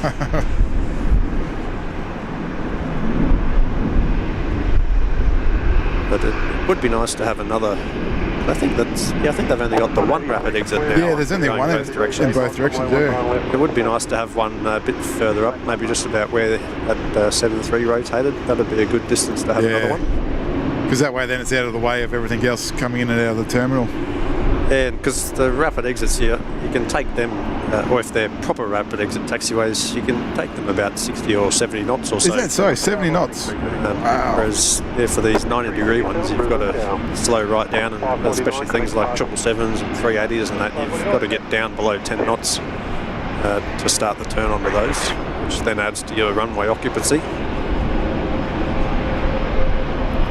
And that's actually another thing too. When you're on the ground taxiing, you don't actually use your rudder pedals, do you? As such, some airplanes you might have a tiller, is it? Yeah, certainly on the Airbuses there's a tiller on both sides. On the 737s, it's usually just on the captain's side.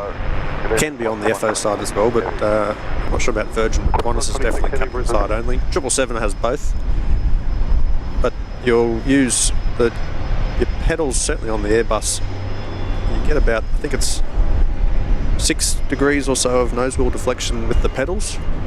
So if you're just going on the straightaway like Qatar is there, you could just use the rudder pedals to keep yourself straight. But if you want to take any larger turns, you'll use the tiller, and you can get up to about 62 or 67, I think it is, degrees of nose wheel deflection with those for those tight turns. And then on the, I think the 777 has it on the rear wheel set on the bogie, and the 380's got it on the body gear on the third wheels, where once you get above a certain deflection, the main wheels, just those last two, will actually turn in the opposite direction, just to stop the scrubbing of the tyres, because the bogey's so long. 8 knots, runway 19 left, clear to land. And the 747. So not the whole bogey. No, just the last two. Okay, yep. Just the last two wheels, and I'm pretty sure the 777 has it, but just those last two wheels on each set will turn opposite to the nose wheel, just to stop the wheel set dragging across sideways, ease the loads on both the strut, but also you don't want to damage the tyres.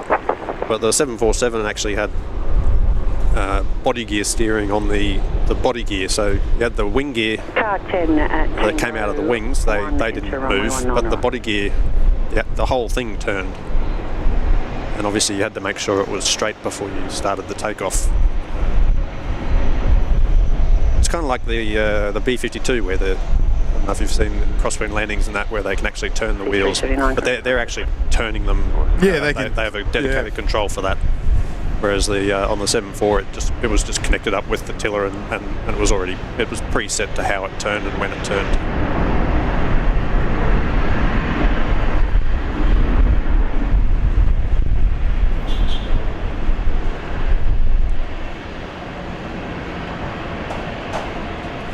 It's been a very long taxi for them. Yeah, it's too long.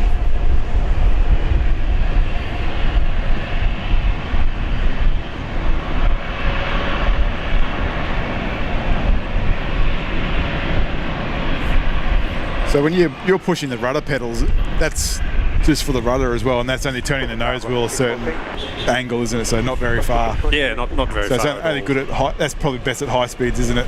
Yeah, slow speeds. Yeah, for the rudders it'll be high speed, and certainly on the 330 and the 380 it does then start to control the nose wheel once you get down to a slower speed. Some aircraft, they won't be connected up to the nose wheel, it'll just be rudder only. Wind 100 degrees, 11 knots, runway 19 left, clear to land. I think we have the A330 now on the final. I think it is, that does look like a 330. Coming towards the end of the show, so yeah guys, if you haven't hit that like button yet, please hit the like button, it really helps us out. It pushes the channel out, so it'd be nice to get 300 likes, I think we're close. It pushes the channel out there, so it's the best way to help the channel. Echo Bravo Oscar 200. Let's see how she goes in the landing, how she, those hind legs down. I did the delivery flight to Australia for Echo Bravo November. Oh nice, from Toulouse to the highway? No, I didn't get that Guernsey, I just did the Singapore to Sydney. Oh okay, still good. But it was a ferry flight and it still had plastic on the floor covering the carpet. That new plane smell. Nice. No, I wasn't lucky enough to get the Toulouse Guernsey. Maybe someday. These do have an actual long range, don't they? Yeah, I know. I think one of the 200s that went to Jetstar, they flew direct to Melbourne, I think. Oh, wow. 2342 Brisbane Tower.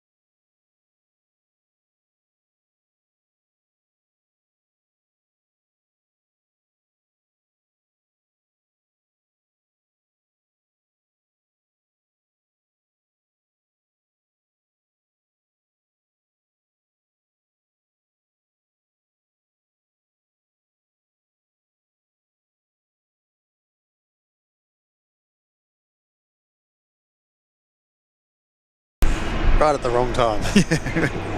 But it was a nice day. They had a nice touchdown there. That was nice. That was very nice. Hopefully nice and smooth inside there for everyone.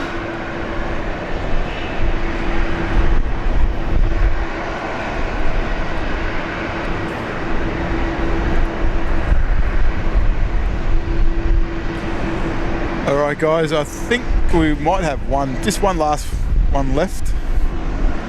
737 from Nauru.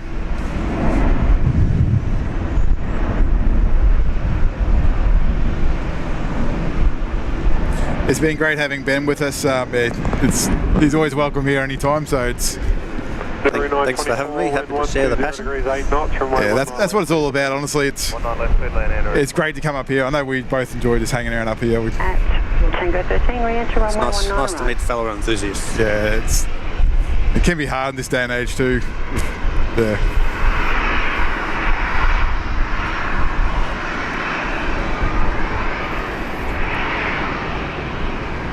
Matt T asked, why do the 330s have such a high angle of attack on landing? I think a lot of people misinterpret it, maybe the angle of attack with attitude angle, if that... Yeah, the actual pitch angle coming in would only be... Well, it depends on the flap setting. If you have the full flaps, it'll be a lower angle. If you do a flaps 3 landing, which we occasionally do, it'll be a little bit steeper, but it's probably only... It's been a little while since I've been on it, but maybe around a 4-degree pitch, maybe the last bit of the final approach, possibly, maybe even a little bit less. And does that vary with speed too, doesn't it? So if you're slower, you'd have more pitch up. But yeah, I'll have to get back to you on that one once I've done a bit of my training. It's been a bit too long to remember what the actual pitch is coming in. So it's a 737-700 from Nauru Airlines. This is their newest livery. Is that the same one that's parked over at the hangar there? Oh, there's two different liveries over there. They've got a couple of different ones, so... I don't think I've seen this one before. 147 is 19 Golf. 047 Brisbane Tower. Just rate 23, line up, runway 19 left. This looks great on the 700. I love it. Yeah, it almost looks like if it didn't have the Nauru Airlines on the side, I'd say it was almost a business jet livery. Yeah, it could be. Yeah, but that's the other ones in the back over there. Contact ground 122, decimal 25. Contact ground 122, decimal 25, in Nauru 24. So that is 737-800 there. That's a Oh no, sorry, that's not the 800. That's another. Chester 823, runway Either a 300 or 400. I think I'm guessing a 400. 19 left, clear for takeoff. Yeah, he doesn't have the winglets there. And the other one, that's the livery before.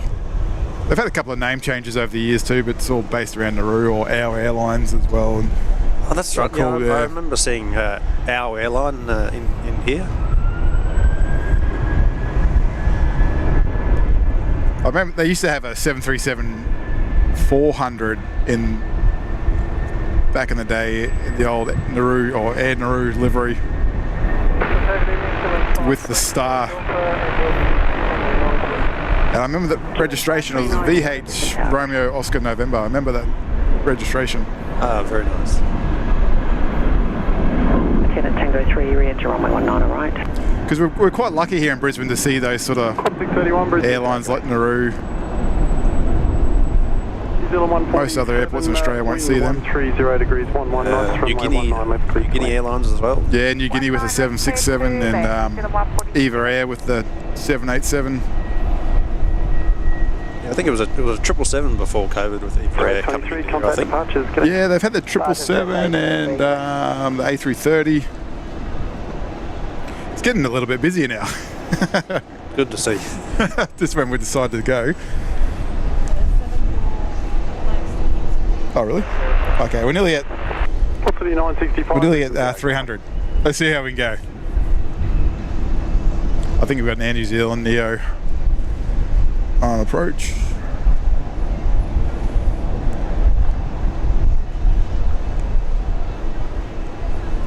This one's from Auckland. From Auckland, this one.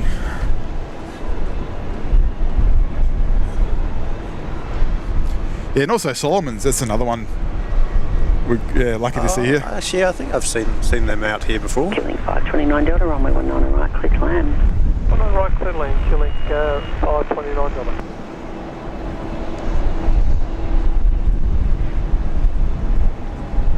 Course 1889, runway 19 left, line up. Line up, 19 left, Qantas 1889. Nicely done. Probably it'll be like a 36-hour stopover here, so the ones that'll depart that tonight would have most likely got in yesterday morning. Yeah. Like that's what we do in places like LA. We get in the morning, and then there is a flight out that night, but it can be done if someone's gone sick and that just the length. I think it's like 16 hours possibly. You can turn around and go back out. Not particularly pleasant. I haven't done it personally, but one of the guys on my last trip did, so he went out. But yeah, it all depends on the how long the previous flight was, and the tour of duty, and also can even go back a couple of days. What else you've been doing can impact on how long your minimum required rest has to be.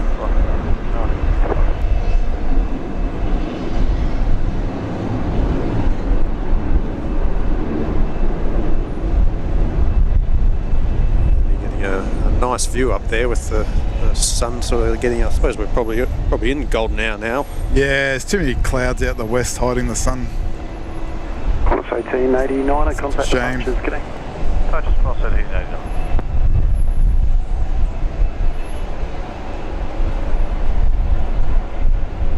But the days are getting longer, so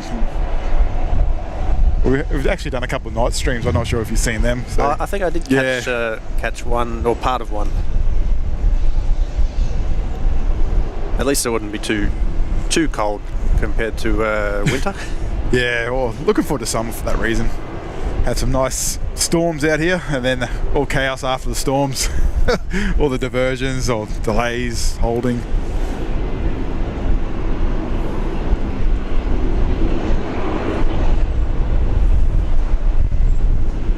Well, I do feel it. The sun going down there. I do feel it starting to chill off a little bit here. Yeah. What does my temperature say? I reckon it's 20 degrees. Wind chill factor. Qantas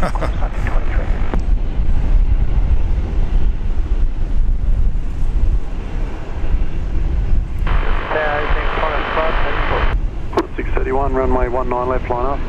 Runway 19 left, line up. Qantas touching down pretty short. Short of touchdown on that one.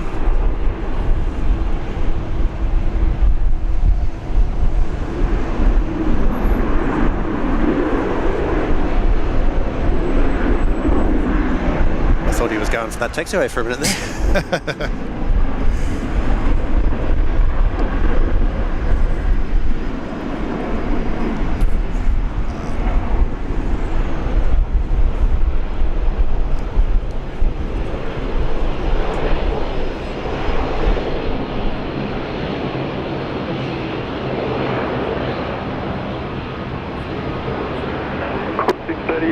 I'll take runway 19 left. you.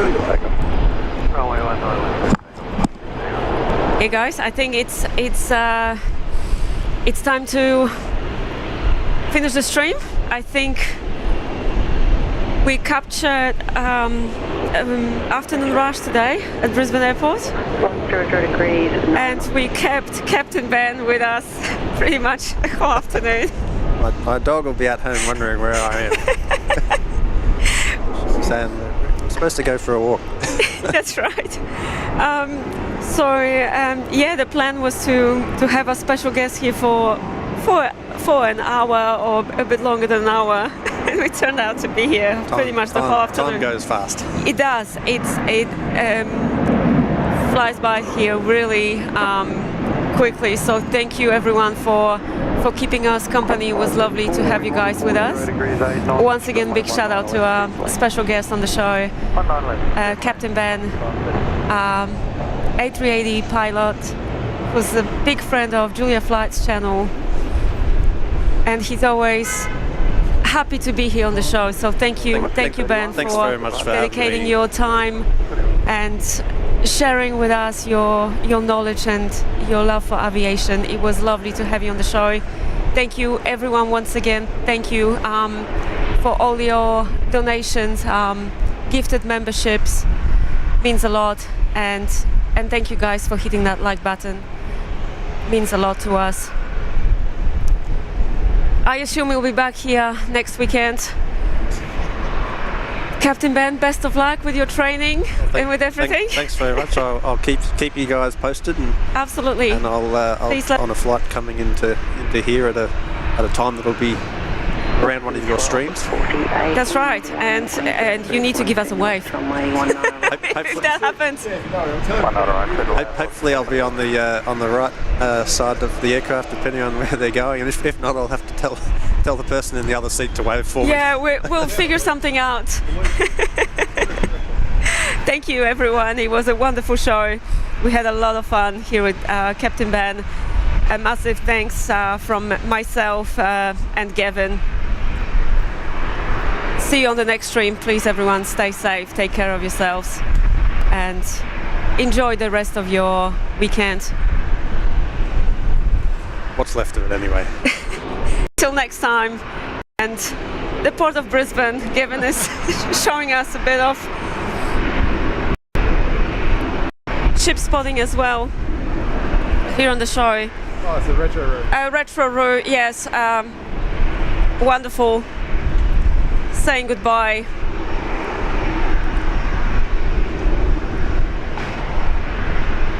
Our very last arrival on today's show, Retro route, Qantas. Thank you everyone. Stay safe and till next time.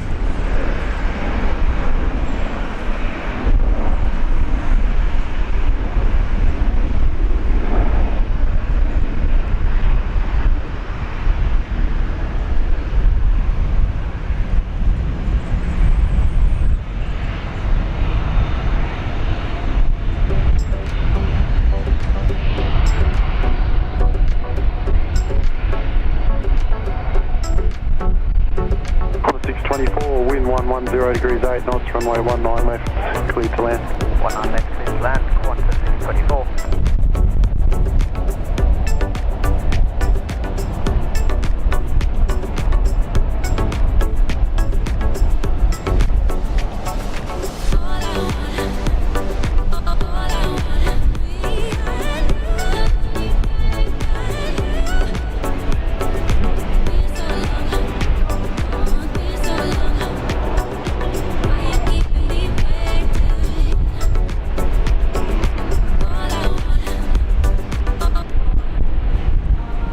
Thanks everybody for watching. We really do appreciate it as usual. It means a lot to us. Thanks again. We'll see you on the next one. Looking forward to it. Take care.